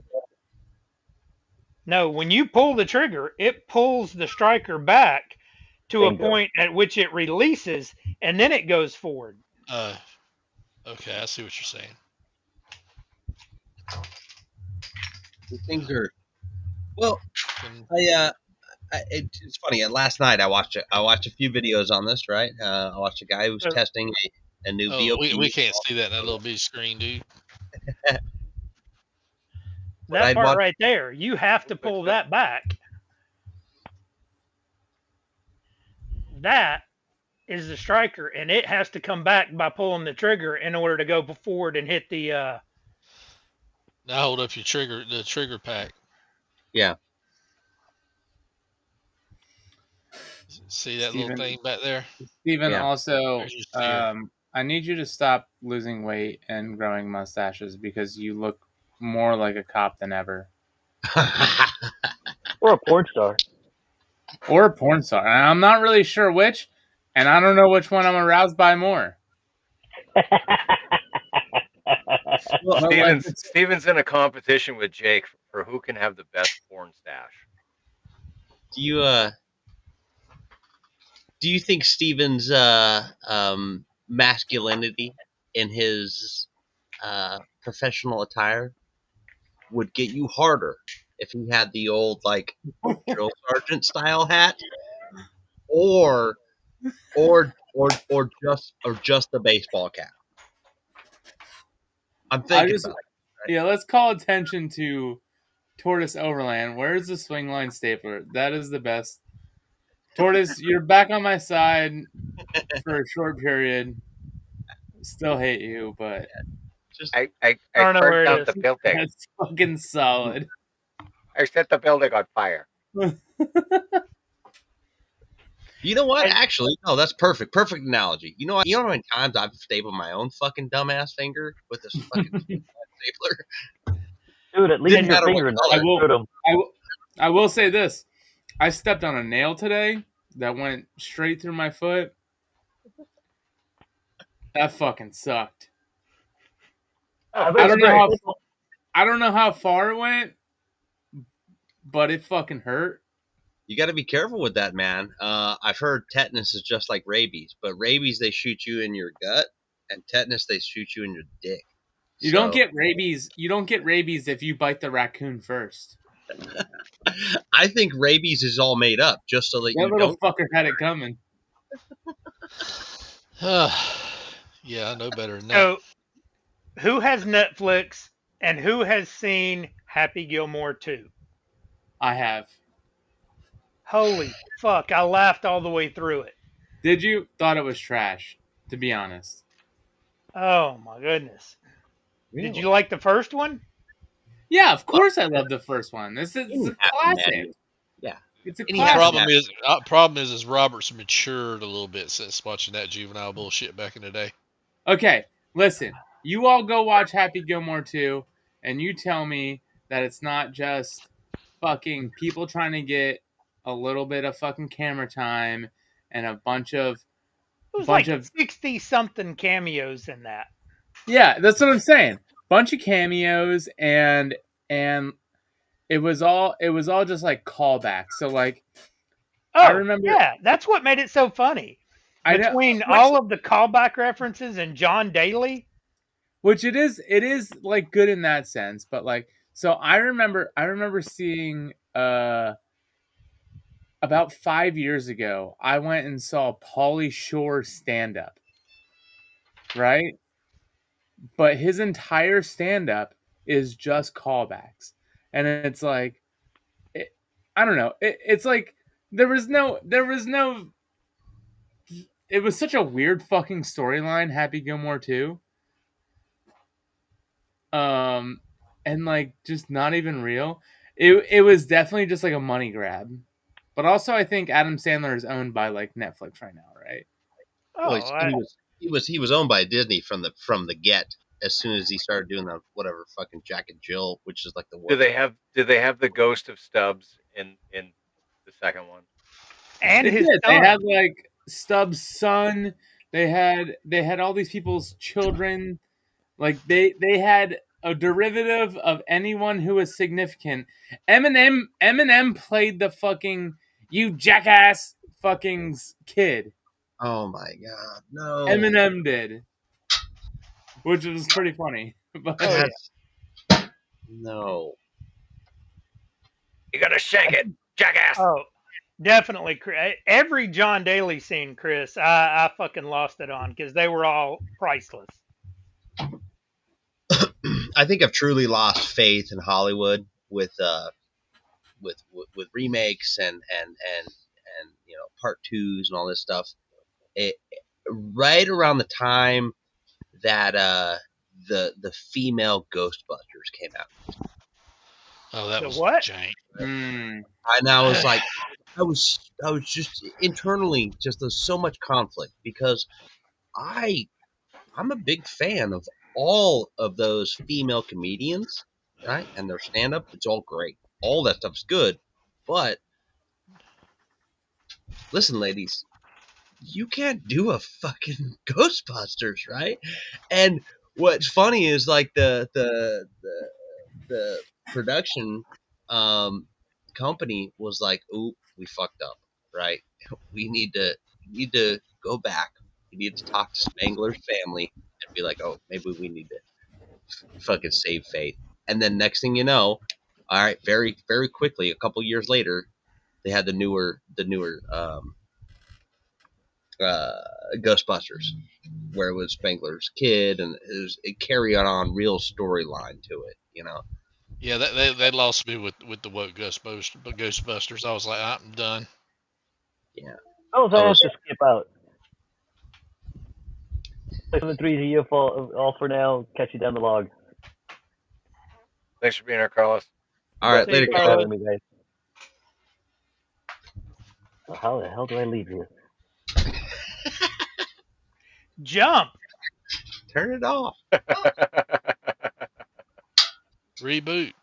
If Carlos was a real pro, he'd just switch over to YouTube and be watching us. Do it quick. We're going to start talking trash. No.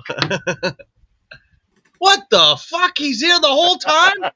Dude, you could have given each other fucking shoulder massages? Oh my god. You didn't recognize the damn Cody's- dog? You hear him? No, I can't hear him. He's like, you could have given each other shoulder massages. Oh, dude. yeah. Oh, Yeah. that's the ticket. Yep, Yeah. All I need now is a hot tour girl. Fuckers made it weird now. Okay, Paul. Here's what I need you to do. Let's familiar, and I'm thinking, hey, goddamn well. Paul, It's I not need gay- you to it's edit not this gay if in. you're underway. Paul, I need you to give Carlos needs to give everyone shoulder massages. Can you filter that in? Can you edit that bad boy live? Because my shoulder hurts, bro. Let's go. I'll try and green screen him out and put him behind you. Yeah. That'd be good.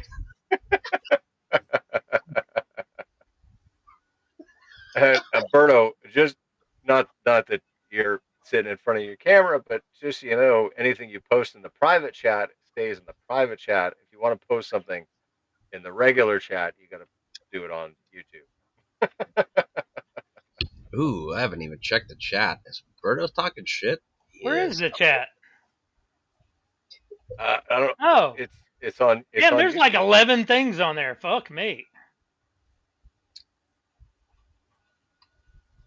I don't know how to do this.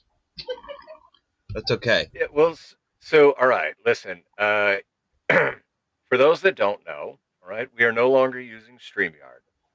StreamYard did a little bit more than double the price increase from last year to this year. Fuck you, And StreamYard. so, yeah, honestly, $800 a year for StreamYard just isn't worth it. Damn. Yeah, so we migrated to a different service. It's called EVMux, EVMUX. It's a little bit different, but all the functionality is still there. So What, Paul? I like eBay Mux, only because it could be internet connectivity or whatever, right? Bandwidth and all that jazz. But I have noticed that when I flip off Birdo for being a fat piece of shit, I get to see it almost maybe 3 to 8 seconds later on YouTube. So the streaming quality is fucking way better. So Wait, we're on YouTube? Fuck. live. Yeah, I'm sorry, Steve, to let you know that, but yeah, this is not a recording. I'm sorry. Damn. There's going to be 0 edits after that. Oh, fuck that. yeah. So when Birdo's shoving something in his mouth, we just need a screenshot. Banana bread. Yeah, dude. Sure it is. If you could just get the perfect thumbnail of Birdo, just shove. Oh, there you go. Perfect timing. Oh yeah. Watch, Let's highlight this. watch what we eat on Weekend Warriors. Oh my God, was that a Snickers? Did you put the fleshy side down on your tongue? What are you doing, dude? Oh. It takes them back to the Fort Drum days. Oh wait, no, you're back at Fort Drum. Oh, he's there. I can't wait. I can't wait for the stream where he's like, dude, I fucking shoveled snow for 4.5 hours a day. My shoulders are fucking yoke. You think I'm gonna shovel snow? No, definitely no. Second question: You think I'm gonna go to work when it snows? No, but I do need to ask you, since you are truly living up there now, officially, why are you not buying a snowblower right now? You know, I brought it up, and Allison's like, "No, our neighbor will snowblow," and I'm like, "That motherfucker snowblows at like 11 in the afternoon." Wait a minute, hold on. She told you that the neighbor would come over and blow you? Yeah, and it's like not even that great. When at is 11. it 11 in the afternoon? Do y'all have different time up there? Yeah. Oh, Yeah, 11 It's for p.m. drum time. Oh, That's 11 at night. Yeah. 2300. No, it's true, Sid. Right? Like, look, You should buy them in spring. you buy your snowboards and skis in the summer, right? Yeah. You buy all your fucking summer sports, your toe behind the boat bullshit in the middle of the winter. No shit. That's how you. What's wrong with you, man? Because my Oh, yeah. driveway is 12 feet long. I don't need a snow blow.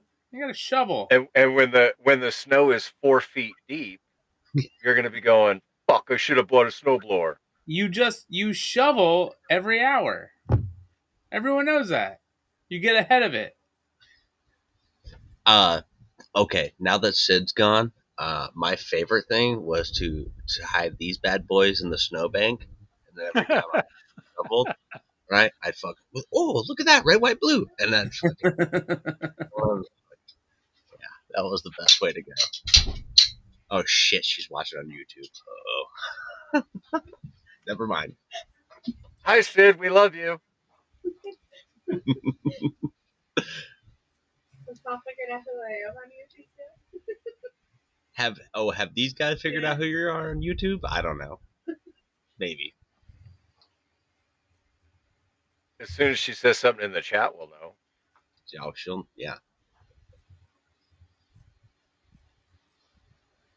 It's not hard, man. It has something to do with the tramp stamp. Hey.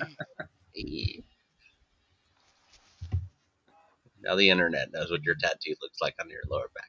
Thank you. You're welcome. Thank you so much. Well, I mean, in all fairness, Cody, right? You guys are kind of that age, right? Where the tramp stamps were super cool when you guys were, in your late teens. Oh yeah, absolutely. Absolutely. I'm surprised I don't have one. Right? That was the era. Like fucking absolutely. Yeah. Don't worry. I have a tattoo gun and inks and all that stuff. I'll give you a tramp stamp. It'll be a PBR tramp stamp. She's looking at me really hard, but I'm going to tell you all, you know what? It's very difficult to be intimate and be staring at a full size Chevy bow tie.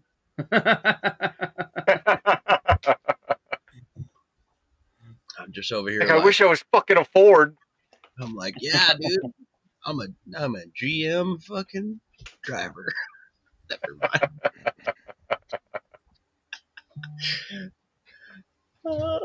Heartbeat of America. Yeah, heartbeat of America is in my cock. Like a rock. I'll share you. I have a perfect. Everyone else, I'm sorry on YouTube, but I'll share you guys your tramp stamp. No, I'll share you guys my my Chevy commercial from I think it was 1982, right? It was great. It talked about the military cut V's, right? Those the Chevy that ran on the fucking what's it, 5.8 liter diesel? 6.3. I'm sorry. There you go. I had to ask the diesel mechanic. But all those cut V's, man, all those Chevy fucking pickup trucks. And the way the commercial went was like, hey, if it's good enough for the military to buy fucking 75,000 of these, you all should buy them too. Try the Chevy diesel, blah, blah, blah. It's great. The Blazer isn't. Hey, quick question, Cody. But you need a slave cable. Yeah, slave cable. It's a painted Blazer. Quick. It's an actual fit. Cody, I have a question. It comes from Del Fargus.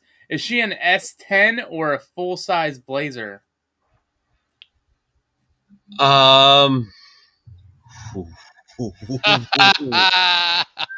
Be careful how you answer.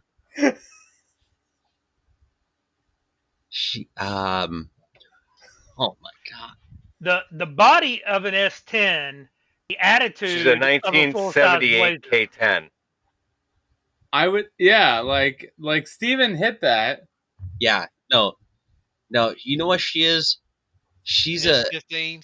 no. She's a single cab C10, right? Regular bed, right? Killer bed. Regular bed, right? A forestry service green, right? That like faded pastel green. Okay, I used to have one of those. but like some just like the good old fashioned 35 fucking mud grabbers, but not a lift. Even though she's tall as fuck, right? She is. She's taller than But me. yeah, And not she hard. is taller than you. But the 35 mud grabbers, that's what she is. And if you guys don't notice, I'm trying to be as subtle as I can. Cody, I don't know if I should be aroused right now. I don't know how to feel. If tomorrow we see that Cody was accidentally killed with a P320, we can all just speculate. That or he gets someone he'll have sunglasses tomorrow. Does that work? I'm gonna okay. All right, listen, boys or girls, all of y'all. All right, there's only two genders. All right. Am I accurate, Sid? Is that okay? C10, no lift, 35s, fucking forestry service green. Okay, all right. I got thumbs up. We're good. Yeah, hell yeah. Now, to make it even better, right? It's a stick shift, and the shift knob has been replaced with a chunk of wood that has just been like smoothed down and polished to a beautiful shine. It's got to be 3 on the tree, man. What are you talking about? Yeah. Ooh, there you go, Tony. She said 3 on the tree. Okay. Yeah, 3 on the tree. Oh, she definitely has dice hanging though. No, I want to let everyone know this, and I don't care if she's listening right now. Okay, all of these things that we just said, but the passenger side door, the latch just doesn't fucking close. So you have to drive and hold a fucking bungee. You know, the good old fashioned black fucking rubber bungee, and you got to drive down the road this way. Wait, isn't that how your truck is anyway? Yeah, pretty much. Oh, you see the seatbelt in the door and buckle it. See, okay, all right. That's my analogy of my wife in a Chevy platform.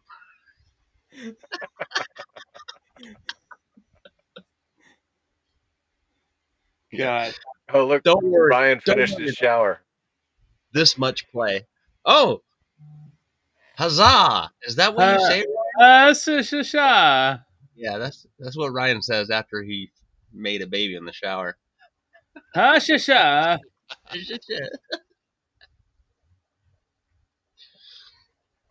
Tailgate. It was next one. You ha. That reminds me. Tailgate.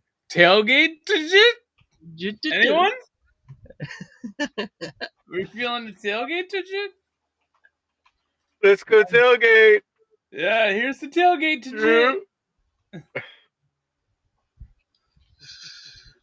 Love it. I talked to her boy.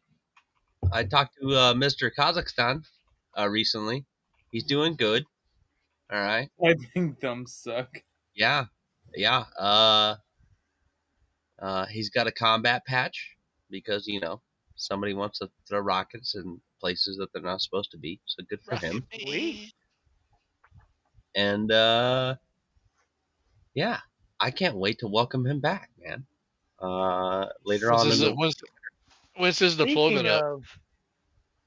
You said he's in Kazakhstan?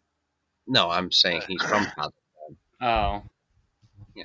Wizards leave.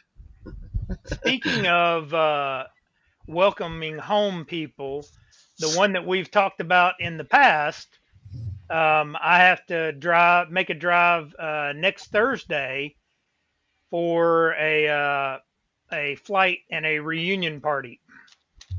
Hell yeah! Woo-hoo! There you go, bud. Retired strippers reunion.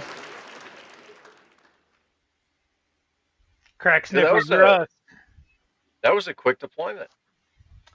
Or the fucking time's just gone by and No, time. 8 or 9 months. Time, dude. Time. Fuck. Yeah, time. Time's a bitch, man. Yeah, Hey, almost 9 months. hey, Steven, is he he's old enough to drink, yeah, right? Oh yeah. Yeah. I would recommend this. If you are part of a drinking culture, all that stuff. A really nice old scotch that I think that he should share with his dad, and you guys should share stories. I think that's the most appropriate. Yeah, most appropriate way to fucking. Hey, let's sit down. But don't do it.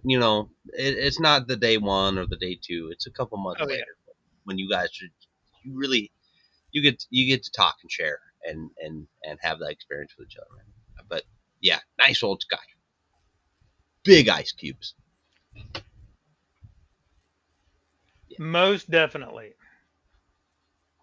Yeah, I think it should be had though. Definitely share that experience, man.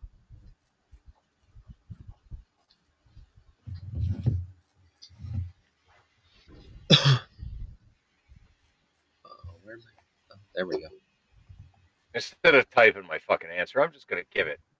So, for those that are wondering what this thing is, right here, that is the channel boss. And the reason that you become the channel boss is by giving super chats and super stickers and all of those things, and buying gifted memberships and things like that, supporting the channel. Yeah, sending a really. That's how you become the channel boss.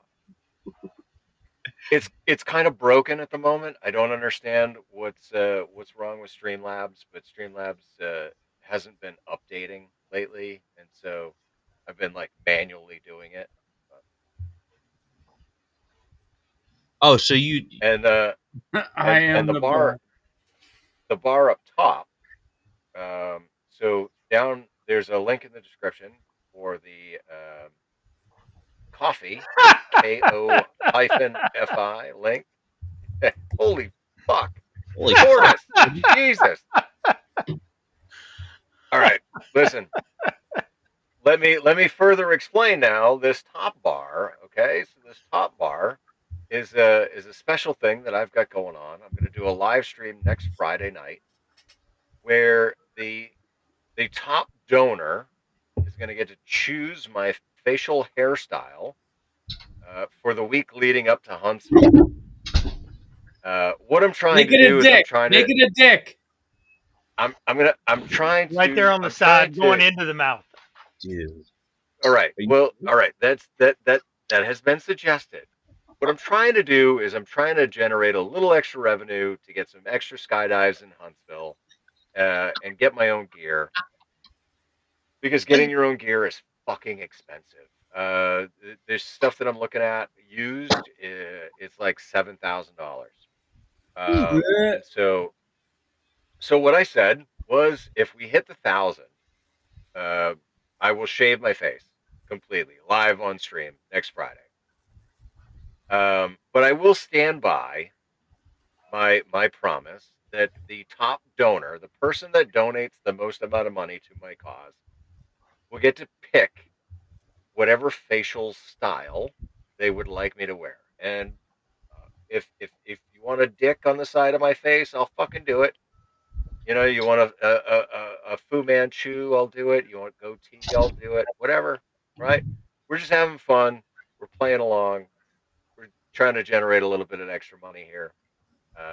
And so thank you so much, Tortoise. Right now, dude, you are top of the list. So I hope you get your facial style picked out, because yeah, you're going to be picking so far here. Chris Radio Life, thank you so much. $10, I appreciate it. I know. Listen, hey, times are tight, money's hard, all that, and so I appreciate whatever anybody's willing to give. Channel memberships, even, like, just I appreciate it. You're just helping me to be able to continue doing these fun adventures and things. And hopefully you like the fucking videos that I'm putting out. So I'm currently working on my canopy course video, which let me tell you, it's difficult because the only video footage that I have is of me landing 7 times. Now I landed 8 times, but one of the 8 didn't get recorded because one of the other jackasses in the canopy course had an issue with his canopy, and he had to cut it away. And so, of course, like, dude, somebody has to cut away. Like, that's going to draw everybody's attention. So they're all looking this way. And here I come for a beautiful, perfect landing, exactly in the target zone. It's fantastic. And nobody got it on video. Not a one person. It was my only time ever fucking landing exactly on target, and nobody got it on video. But anyways, that's what I'm. That's what I got working on. But so yeah, I'm looking forward to Huntsville, and I've been talking with Carlos about doing parachute mobile and how I can go up with a at least an HT in a safe manner and be able to make QSOs with people down at Montesano. It's looking really good. You know, my canopy skills are they're good. They're good. They're good enough that I think I can handle it having a radio attached to me and just going up making QSOs. The downside is that I'm not experienced enough to go up with a camera, so I will not have any video footage of any of the contacts that I make. Um, but the idea is that Carlos and I we're going to go together, and so we'll be kind of side by side under canopy. And as I make contact, he'll make contact, and then he'll call QRZ. He'll make contact. I'll make contact. I'll call QRZ, and we'll just go back and forth. So we'll end up getting all the same contacts. But Jeff Wing it. Thank you, brother. Really appreciate the $20. Thank you so much. So yeah, so to anybody that's going to Huntsville, be prepared for an N1 OG parachute mobile contact. Holy shit! I'm putting you on my ham alert right now. On what band? Most likely it'll be 2 meters. Um, there's a frequency. It's to Ooh. the Discord. Hold on. Holy shit! Oh, I got fucking Discord messages coming out my ass that I didn't pay attention. Blowing up. Ooh. Paul, have you talked to Carlos? Since he's over there giving you massages and shit. Okay. Well, he just steps out, but I'm curious. This would be a fucking absolutely cool thing. All right. I mean, just cover of QRZ magazine or whatever. Has Carlos ever made a voice QSO with ISS while jumping? That would be a cool. That would take some coordination. It would. Well, or would it? That would be a good question from that altitude. But you got to get the timing. You got to get the timing of the jump, and you got to get the timing of the pass just fucking almost spot on. But that'd be fucking sick.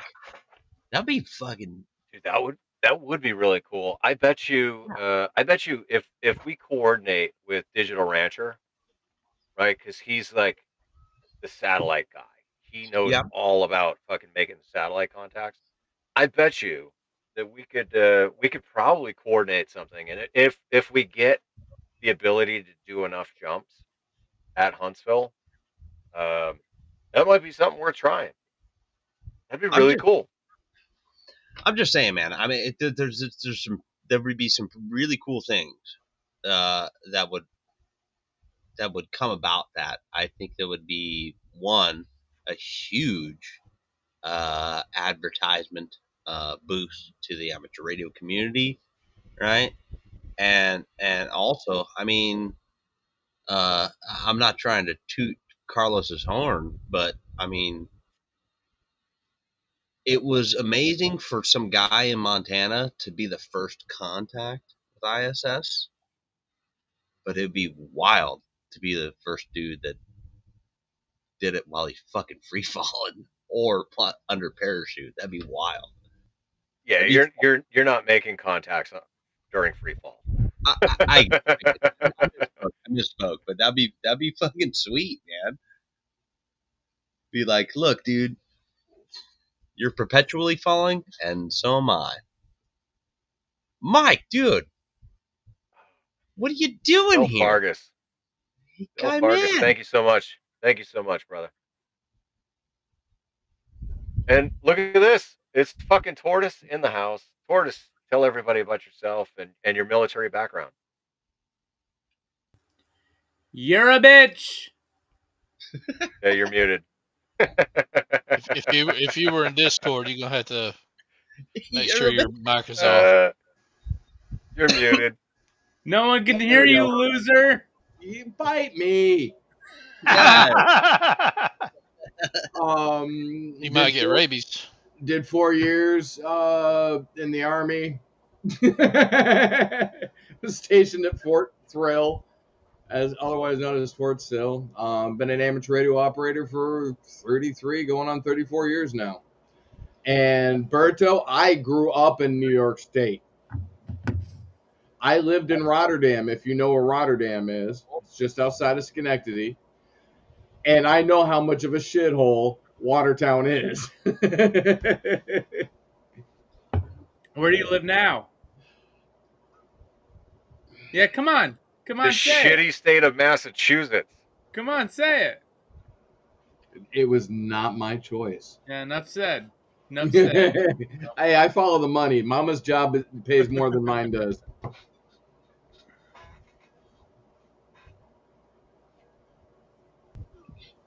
Here you go. Frank's got it. Thank you, Frank. Hey, Mike, what'd you do in the Army, man? 27 Echo. I was a tow and dragon electronic missile repairer. Ooh, tow and dragon. Yep. I worked on Bradleys. I worked on mounts. Buddy wanted me to get into Fist V. I said, no, that's all right. Cross-trained into fire systems at Fort Sill, because there's my MOS wasn't at Fort Sill. There was 3 of us. Because it's a cannon cocker, red leg, whatever the hell you want to call it, post. So yeah. Yeah, Rob dabbles with the red legs. Like, he touches the tip, but he doesn't. Yeah, he licks first and then he touches. But dude, dragon, I haven't heard that term in a long while, man. Do you know what's on top of my truck right now? A penis? No. Oh. I have the case for a dragon training system. Really? I think the dragon. Oh, wait a minute. Here you go. Do you know what that is? Oh, you're Robert's dick? Yeah, that's to scale.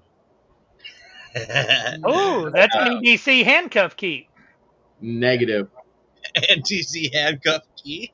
That's so perfect. Yeah, if you got caught with one, yeah. That's a dragon arming key. Yeah, Jeff nailed it. Dictas 120. You have a Dictas 120 on there? No. Where's that at? No, it's called the DTOS. And yes, I have a DTOS, Jeff. I got an ATOS. It's called the Ed Dong. The Ed Dong. Yeah. The Yesu Wiener. I came out with DTOS and Paul came out with the Ed Dong. I about fell in my chair when he said that. That was hilarious. And I cannot wait till September. We're going to have so much fun. So much fun. Oh yeah.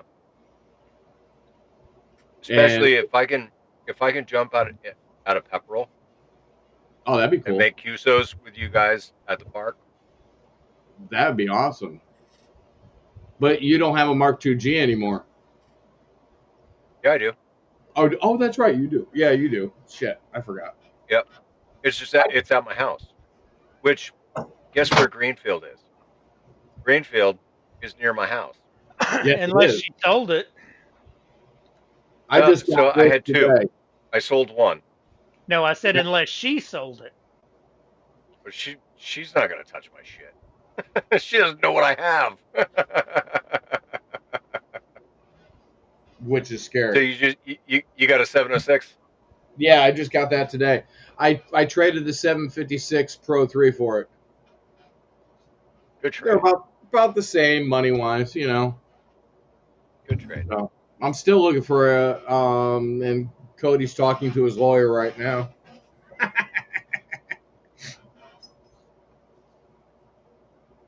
Hi, Cody. We're talking about you. I'm working, you pricks. Yeah, if Cody's getting a call at what is it? At 11 o'clock Eastern. 8 No. p.m. Pacific on a Yeah, Friday. That's very bad. Somebody can't find a sensitive item. Yeah. Somebody fucked up somewhere. Hey, I'm sorry, Sarge. I lost my nods in the field. Last time I saw, they were over by the tree line. Sarge, this stripper said she really wanted to see an M4, so I brought it to her, and she liked it so much she took it with her. I pawned my helmet and LBE equipment. Yeah. Sorry. And then She I said she found out loved she had a me. boyfriend, and he wouldn't let me take it back, and I need help. We Yeah. had, oh God, But I got a about charger for $800 a month. there was this dude that I was at permanent party with. I don't know how he even passed his ASFAB, and he married a stripper and she took him for everything. I was like, you got to be kidding me, dude. What were you thinking?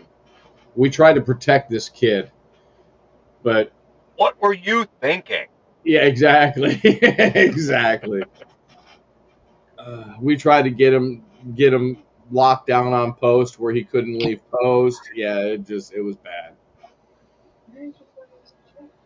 We were trying to get him in trouble so he wouldn't get off post. Hey, What are we Cody, talking about? Who Yeah. lost their nods? Dude, I fucking what do they call it? They call it putting out fires, right? Like fucking that's all I do, man. I'm a professional firefighter. I just put out little 5-meter targets all around. That's all I fucking do. I'm sorry. Yeah, it's all good, man. Well, It's that's what you get with those 3 up, 2 down. Yep. Well, good. The best part is I don't have to drive in the morning, so fuck. Or you got a driver. I do. I don't trust his ass, but you know I do.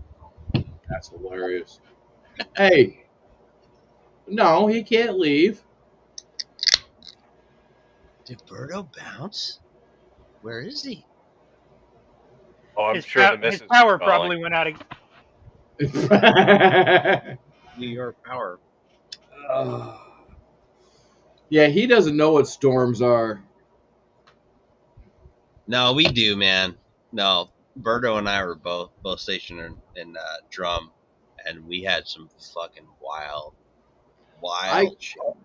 The storm of 78 and the 78, 79 that came through New York.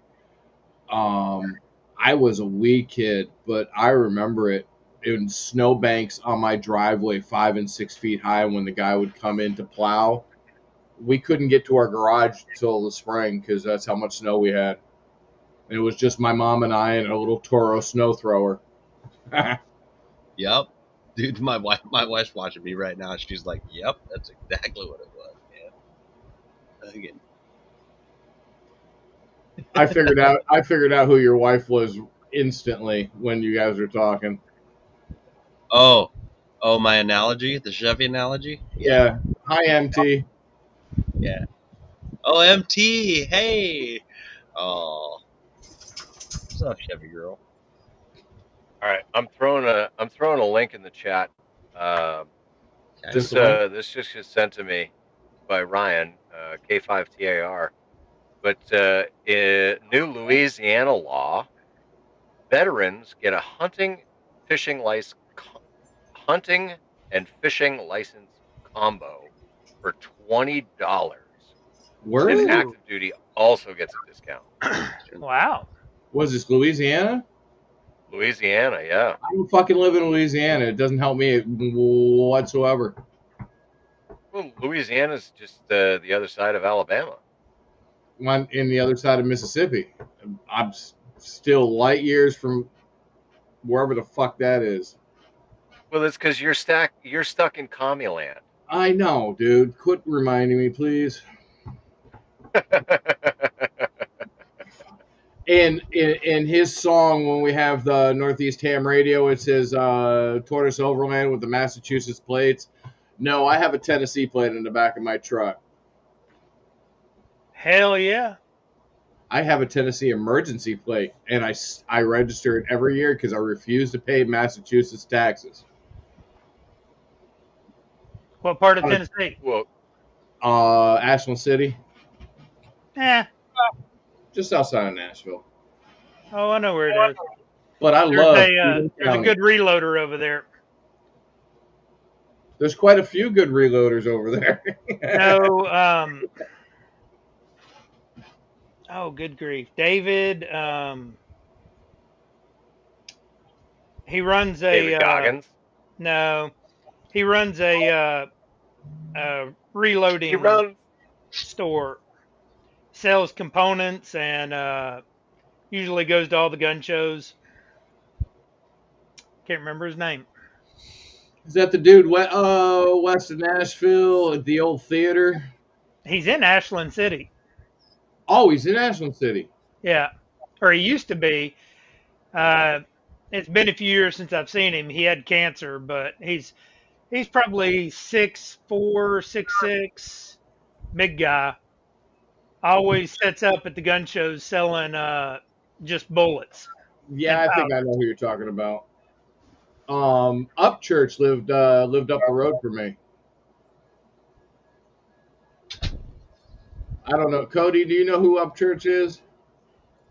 Ryan Upchurch? The country rapper dude? Those two things don't mix. No, right? Hey, Sid, I gotta download my fucking brain. Into oh no, it's not hip hop. Oh yeah, she says yeah. What the fuck is Ryan Upchurch? Who is he? Where's he from? Tennessee. Yeah. Oh, Sid knows who the fuck he is. I don't know. That's funny. Yeah, she's all. But he does country rap. It's kind of country rap. It's everything nowadays is country pop. Yeah, no, that's hip hop. That's that hip hop shit. Yeah. Oh, hick hop? Is that what they call it? Hick hop? Yeah, it's hip hop. Oh no. Tony, how the hell are you doing, dude? I haven't seen you in a couple weeks. I'm doing all right. Just making it. Just chilling. It's that shitty, huh? Yeah, well, you know, shit happens.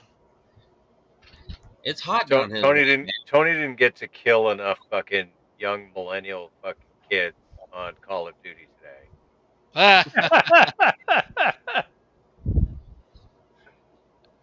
Actually, I've been trying to figure out how I can finagle a machine together that'll play the new Battlefield 6 coming out. There's a new Battlefield coming out? Yep.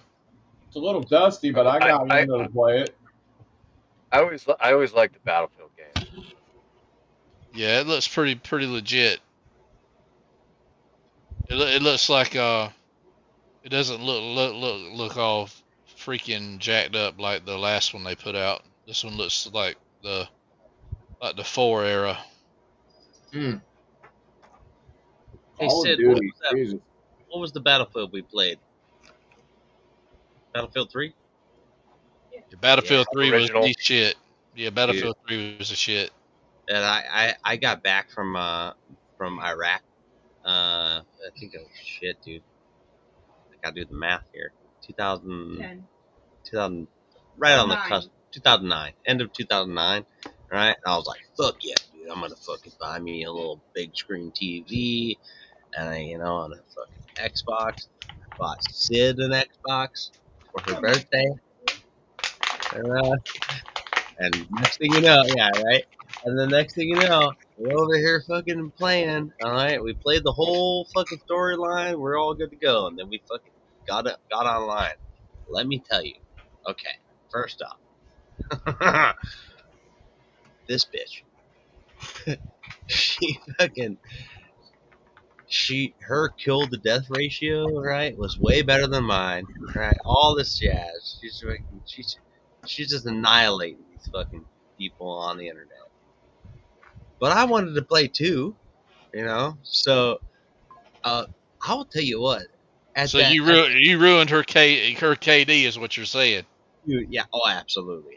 But at that time, like the current juncture within our marriage, right, our relationship, right, we were competitive and young and fucking just at each other's throats. And I'll tell you what, bro, there were some times where I finished a round and I was like, "No, dude, I'm good. I fucking met it. I'm the best thing since sliced bread." She's over there like, "Go fuck yourself," And we would get to fisticuff, man. We would be arguing about who would be playing the next round. I tell you what, women have some really good reflexes, keyboard mouse games, and even console stuff. It blows my once they figure out how to fucking do it, they tear your shit up. Yeah, man, Mike, dude, they're making you, they're putting you in a tier down over here. Yeah, that's it right there. Yeah, the bane of my existence. Controller. I'm seeing how I played with armor when I was in the service. I am World of War tanks. I play the shit out of that. Hey, I am the boss. Damn it! Just wanted to remind everybody who the boss is and why.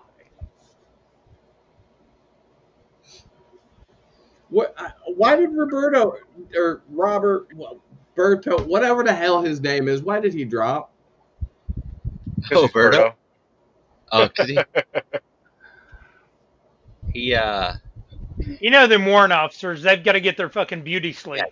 Oh, Jesus, he's a warrant officer? Yeah. I knew Berto before he was a warrant officer, and let me tell you, he's changed.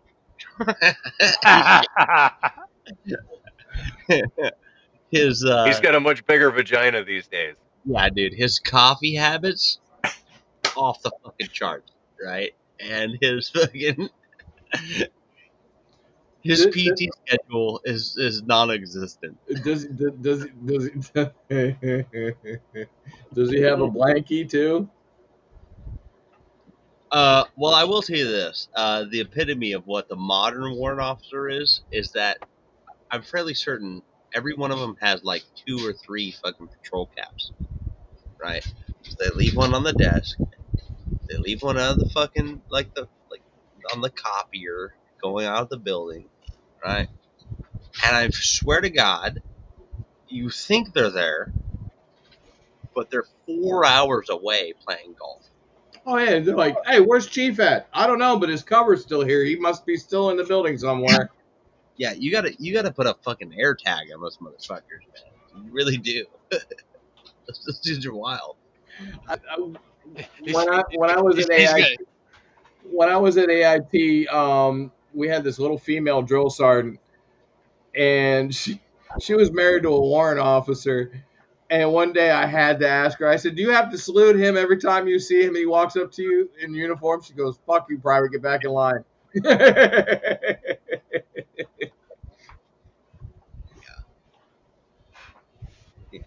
I salute. Fun fact.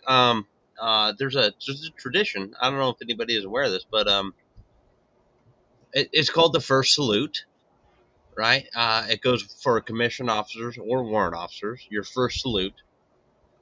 It is customary to exchange a coin, right, or something of value to your first salute to an enlisted member, and Rob, fucking Rob shows up to me right after he becomes a warrant officer. He's like, dude, I've been avoiding people so long. I want to salute you. And I was over here and I was like, go fuck yourself, dude. I'm not saluting you. Like, like I remember the fuck you are. Like you're just a gooby goober, you know? So I saluted him, and man, he gave me a coin. It was just the essence of the tradition, but it was pretty funny, man. First salute is pretty solid.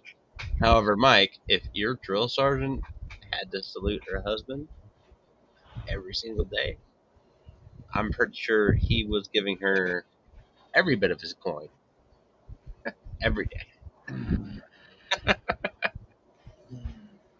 Yeah, that was the only thing I admired about warrant officers were they were pilots, and I wanted to so be a pilot. I like the Flyboys. I do. They don't know what the fuck they're doing. But I think I've matured in my career and just gone with the idea that dudes that fly helicopters, cool on you, right? Go be a warrant officer, go be a flight warrant, blessing, right? But the ones that are like the glue, the ones that are holding the whole rest of the fucking army together, those are the supply warrants, the fucking logistic warrants, the fucking the maintenance warrants. Oh my god, those guys, the maintenance warrants, those guys. I don't know how they do it. They got some sort of fucking super magical powers, but like if you need to manifest a fucking a Humvee tomorrow, Oh, they'll find one. They will. I don't know how they they do out. Be like, dude, did you just come up with a serial number and it just happened? Like, Yeah. how the fuck do you do it, right? But what the best part is that the enlisted side, oh, Chief's a unicorn, and the officer side are like, I'm not sure that was legal, but I'm not gonna question. I don't know nothing exact. Well, it's just like the freaking E4 Mafia, dude. I mean, you know, that term only came about just what 20 years ago. Shit, Yeah. 30 years ago, I was in, and it was just like E4 Mafia. You know what? That fits because every one of them would there was two types of E4s. There was the E4s who thought they were freaking NCOs, and that's just specialists. And then there was the other ones that would sham the shit out of everything. And you could go right to them and say, "Dude, I need this." They're like, "Give me 5 minutes."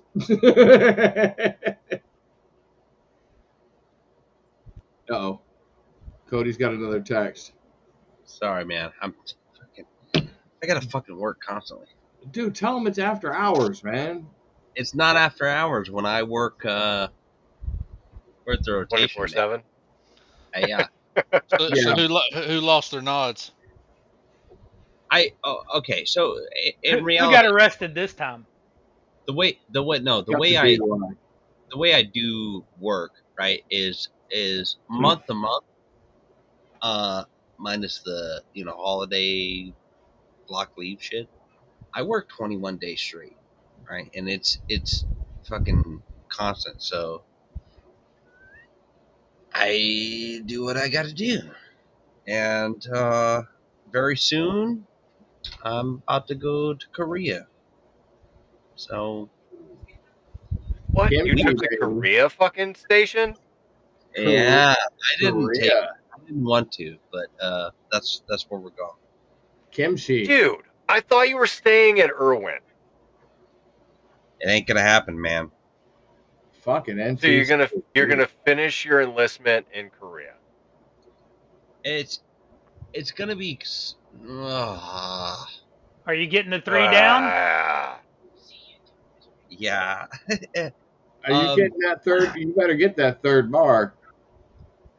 Yeah. Here's the problem, man. I'm in a. Fuck it. I'll tell you right now. All right, listen up, boys. I personally feel like an indentured servant. Because you are. Because I just last week, 4 days ago, right? I celebrated my 19th birthday in the Army. I should be able to, put my retirement packet in and do all the normal stuff. But no. Branch fucked me. Branch is like, you're going to Korea for a year, right? You're gonna go to 20 years and 7 months, And by the way, you can't get your retirement packet approved unless you've been a year on station. So I'm at the point where I was like, ooh, dude, I want to retire right at the 20-year mark, right? My kids are going to start high school. I'm going to do this thing. I'm going to do that thing. Be good, right? Me and Uncle Sam are kosher. But some goofy goober, some little HR fucking cubicle in fucking Fort Knox, Kentucky said, you're going to Korea. You're going to do this. By the way, if you guys aren't keeping up with the current trends, Korea has now changed from a 1-year unaccompanied assignment to a 2-year unaccompanied assignment, or if you bring your family with you, it's 3 years. I remember when I was in, they were talking. Korea was a 1-year hardship. You couldn't take anybody with you. And it was just 1 year. But I mean, that was 30 years ago. So that sucks. Yeah, it's So okay, here's the $1 million question. Are you taking your wife with you and staying over there for 3 years? um How is that that the $1 million question? The $1 million question is, how are you gonna do Weekend Warriors from fucking Korea? Oh, that'll be Oh, easy. I'll do Weekend Warriors. I'll just have to do it during my lunch period. Fucking, I'll be like, bro, I gotta go, man. I gotta sip a couple beers and fucking talk to you fuckers, But I've looked into it quite a bit. To answer your question, Mike, my family would have to stay there 3 years to get collectively, right? If we get the command sponsorship and all that. That ain't gonna happen, bro. Because my son's gonna start high school somewhere in that, and my younger son's gonna start high school somewhere in there too. So fuck all that. So I'm gonna do 1 year unaccompanied. And I'll be 20 and some change by the time I come back from the States, or back to the States, and then I'll do what I gotta do. So whatever. You get that master, you can do a year with the company, right? Yeah, here's the unfortunate part. If you look at the trends of the Army right now, there are a lot of sergeant first classes that are frocked to first sergeant. Right, they're doing the first sergeant job. They're not getting paid EA. It's huge. It's super prevalent across the entire fucking force. It drives me nuts. But I'm done with that, man. fuck it, right? We'll go to Korea, we'll do our thing, and it'll be what it is. But to answer Paul's question, how am I gonna do Weekend Warrior? Well, it's lunchtime right now. Tomorrow. So yeah. So if we're doing the math here, I think we're So he'll be a day ahead of us, Paul. yeah, a day or half a day ahead of y'all. It'll work, man. We'll buff it out. I have a hard enough time figuring out East Coast to Central Time. Well, that's completely understandable, Paul. Yeah. Fuck you. Yeah. Yes, I'm a Marine. No, math is not my freaking strong. Born to math. But when you're 14 hours ahead, you can make some shit happen. So it'll work. But I have reached out to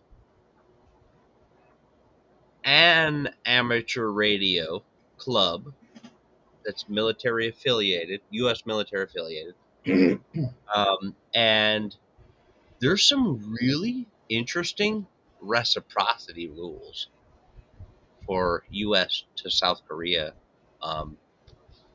adjudication for stuff. And I don't know. When I'm out there, I'm gonna try my best. I'm gonna do my goal is to hit the Weekend Warrior every single fucking time, but also do some Korean POTA for Flag and Torch Society. That'd be cool. I think that'd be pretty sweet. So that'd be awesome. I don't know. Steve, you're awful quiet over there. I'm playing FT8 and installing Windows on a laptop. I'm so sorry. I see your printer going nuts in the background. Yeah, it's making a Meshtastic case. Oh, nice. I need to get into mesh. Oh, you need to help me get into Meshtastic. Okay. It ain't that hard. Well, I'm stupid when it comes to yeah. See, look, you got a little thing right there. I want to put a big giant It's ass green. It's green. I want to put a big giant ass repeater on the roof, and I want to put a mobile unit in the truck. Okay. How many? Is it pretty popular up in your area, or? No, it's not. That's why I want to do it. If you ain't got another lot of people, it'll suck. Down in Savannah. Tony does it down in Savannah area. Correct? Yeah, Statesboro. Yeah, but you need people around you to make it worth it, because I got into it and then there's nobody around here doing it. Now there's a lot of people around here doing it, but I'm doing other things. So the thing is, if you don't have if you don't have anybody around, MQTT is the way to go. Because that way you can reach to the internet and actually reach nodes that way, even nodes that aren't MQTT that are connected to an MQTT node you'll be able to see that traffic. Okay. I just picked up this the other day. Oh, nice. I got one of those. The 3 antenna SDR. I've been playing with it. It works better than my other ones. Man, I have more SDRs than you could shake a stick at. So for me, what I have the pan adapter in the 7300, and so I feed the pan adapter into the SDR play, right, and then I run SDR console v3, and so then I have full spectrum view, I have cat control, I have everything, so I can just literally click on the waterfall, and then I use my microphone. That's put it off camera. Jesus Christ. and I got a foot switch on the floor. That shit sounded like D8. Do you have that Canadian? What is it? That Canadian PTT box for it? No, it's a piano foot switch. I've got one of those too. Hey boys, I got to bounce. I'll catch y'all later. Yeah, Good me night, too. Tony. Well, all right. Listen, we're up to 2.5 hours. Let's just wrap this, anyways. Before you guys bounce, Steven, what's coming up in your world? What do you got going on? I want to see what the nuclear subs that we're parking off the coast of Russia are going to do. They're gonna blow shit up. There's been a lot of cool shit that I'm watching here recently. The multi. Hold on, let me find it. See, and this is how we extend the show for another 30 minutes. He watches the submarines. I've got Skyglass. I love watching that and the military flights. That's fun. The joint statement from the U.S. State Department, joint statement on Iranian terror state activity in Europe and North America. All right, hit it. Nice little blurb to be careful. Okay. Cody, what are you doing? Man, what am I doing? I'm training the most premier fighting force in the entire Milky Way galaxy, subject to other entities, to engage with and destroy the enemies of the United States within close combat or far combat or digital combat. And I do that through the means of a lot of shitty fucking emails and horrible phone calls and frustrated fucking crayons on the wall. Hey, Cody, just remember KTF. Kill them first. Oh, that's too easy. They kill themselves. No, but that's really what I'm up to. And personally, professionally, yeah, Flagging Tour Society. Yeah, we gotta get some shit going, man. And I am revamping my own home shack to get a little bit of stuff going on. And I have told my wife this, so long as she allows me. Any spare time, I'm gonna fucking go activate Parks in the Air with the club call. That's what I'm gonna do. What you, Tony? Just trying to take it day by day, taking the wife to her radiation every day. So yeah, it's one of those things. Oh, all the best wishes there, Tony. Our hearts and minds are with you, Tony. I appreciate it. I got to bounce. I'll see y'all. See you, Tony. All right, Michael. What do you got? I'm absolutely doing not a fucking thing. Because your editor still doesn't have internet, and you refuse to edit your own shit.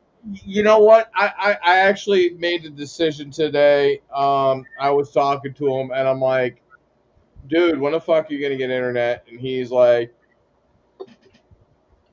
he's trying to steal Walmart's Wi-Fi. He's trying to put an antenna up. But I said, all right, whatever, dude.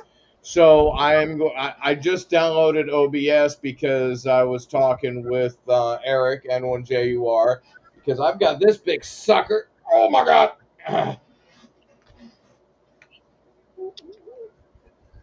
What the fuck?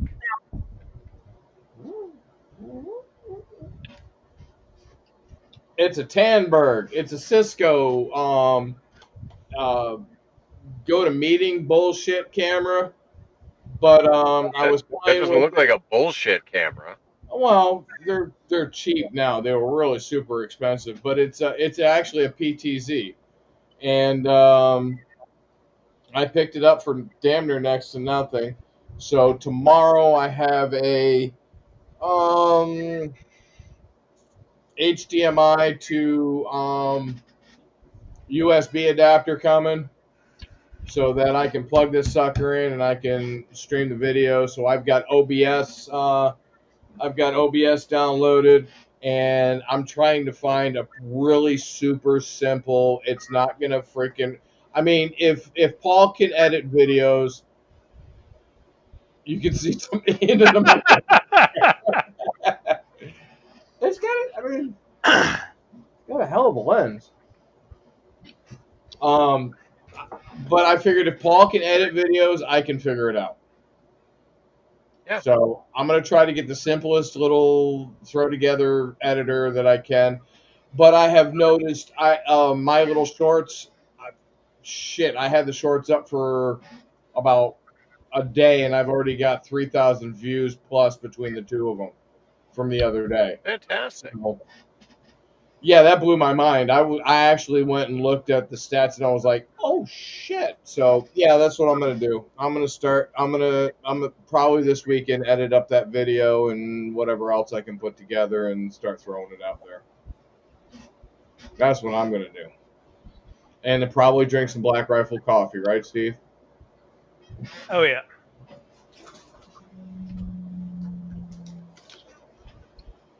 Ooh, which one is that? Hazelnut. Dude, it's the best Aunt Hazelnut coffee you've ever had. It's really good. It is very good. It's got a shit ton of fucking tannins in it. So like you gotta like scrape the oil slick off the top of the pot. Yeah. It's good shit. Great coffee though, yeah. Yeah, here's my two babies. Yeah, I got one of those. I got more SDR shit you can shake a stick at. Jesus. All right. Well, for me, I got another live stream coming up this Friday. So a week from today, I was just going to say doing today's this Friday. all over again, but with the caveat that if this bar gets filled, I'm shaving my face completely. If not, then I don't know. I guess Michael's going to be picking my fucking facial hairstyle for Huntsville. He's got a shaved penis right on his left cheek. I could not do that to him. No. You know you couldn't do it to him, but if you said it, he would. Why? Because once a Marine, always a Marine, and that motherfucker would shave a fucking dick on his cheek. No, Cody, do you know what it is? $20 is $20. I'll put a dick on each cheek.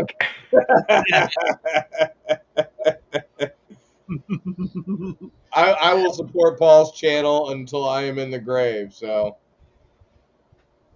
well, it is certainly appreciated. You know, this has definitely been my most profitable month so far with my YouTube channel.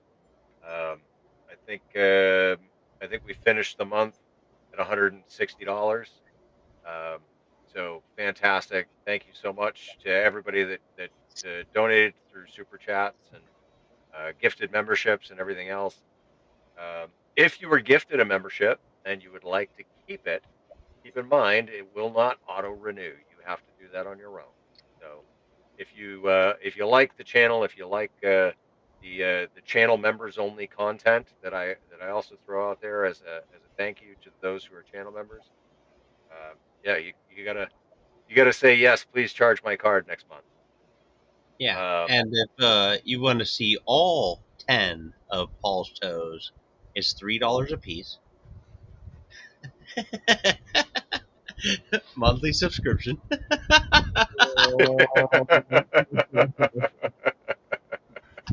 $3 per toe. I'm sorry. I'm sorry. It's all good. It's funny. So for those that are not channel members, but are just subscribers, you will get to see my 50th jump video on Sunday morning. And that goes out to the public.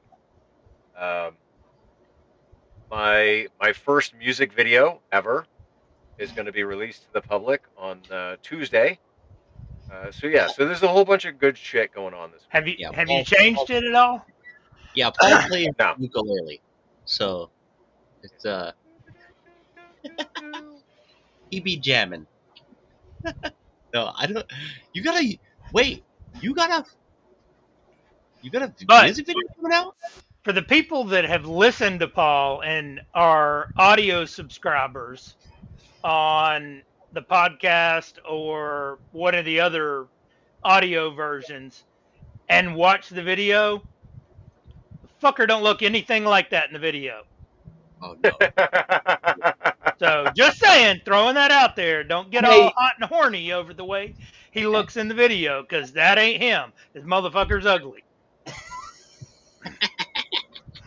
Yes, I am ugly, and I'm proud to be ugly, and it's okay. So yes, I used AI to generate the music video. It was a giant learning experience. It was good the though. AI version of me definitely didn't look like me, but We tried to start the appreciate rumor. We tried to start the rumor that Eric N1JUR was the actual vocalist on all these songs he was making. I tried. It didn't work. I watched the AI version of Paul, and it kind of looks a little bit like if a guy got confused with Miss Piggy and Kermit the Frog at the same time. Oh, wait. Now I've got to see this damn video. It's Kermit the Frog here. Like, Oh, are you not a Flag and Torch Discord member? Oh, I am. So I've got to find the video. oh yes, I did share the Patreon link with the Flag and Torch paid members. Yeah, I was proud. I was proud. I worked hard on that. It was good. Good. It's good. I'm joshing you, man. But for real though, if Fozzie Bear touches you in the wrong place, just let us know, okay? Hi, ho, this is Kermit the Frog. All right. Well, with that, I will say, hey, I want to thank each and every person that has viewed this episode of the Weekend Warriors podcast live. I apologize for not keeping up with the recordings. We will get back to regular scheduled recordings in the very near future. It's Cody's fault. Yes. It's mine. Yes. Yeah. Cody dissed out on a couple, so the whole me and Paul thing got kind of weird. So yes, but thank you for all of the love and support. Really, really appreciate the super chats and the coffee donations and everything else. It all goes to my skydiving adventures and all the Huntsville adventures and everything else. Hopefully, 24-hour POTO, we're doing some parachute mobile action as well. So yeah, stay tuned and thank you for supporting me and the channel and obviously the Weekend Warriors podcast. Thank you guys and the entire Flag and Torch Society for being there and supporting me in this endeavor as well. With that, I'll say 77 and fuck off. Have a great night. 77. Later, guys. Bye, Cody. Bye, y'all. Bye, Steve. Bye, Paul. Cody. Nice meeting you, Michael. Oh, wait, I had a great story here. Let me just tell you this real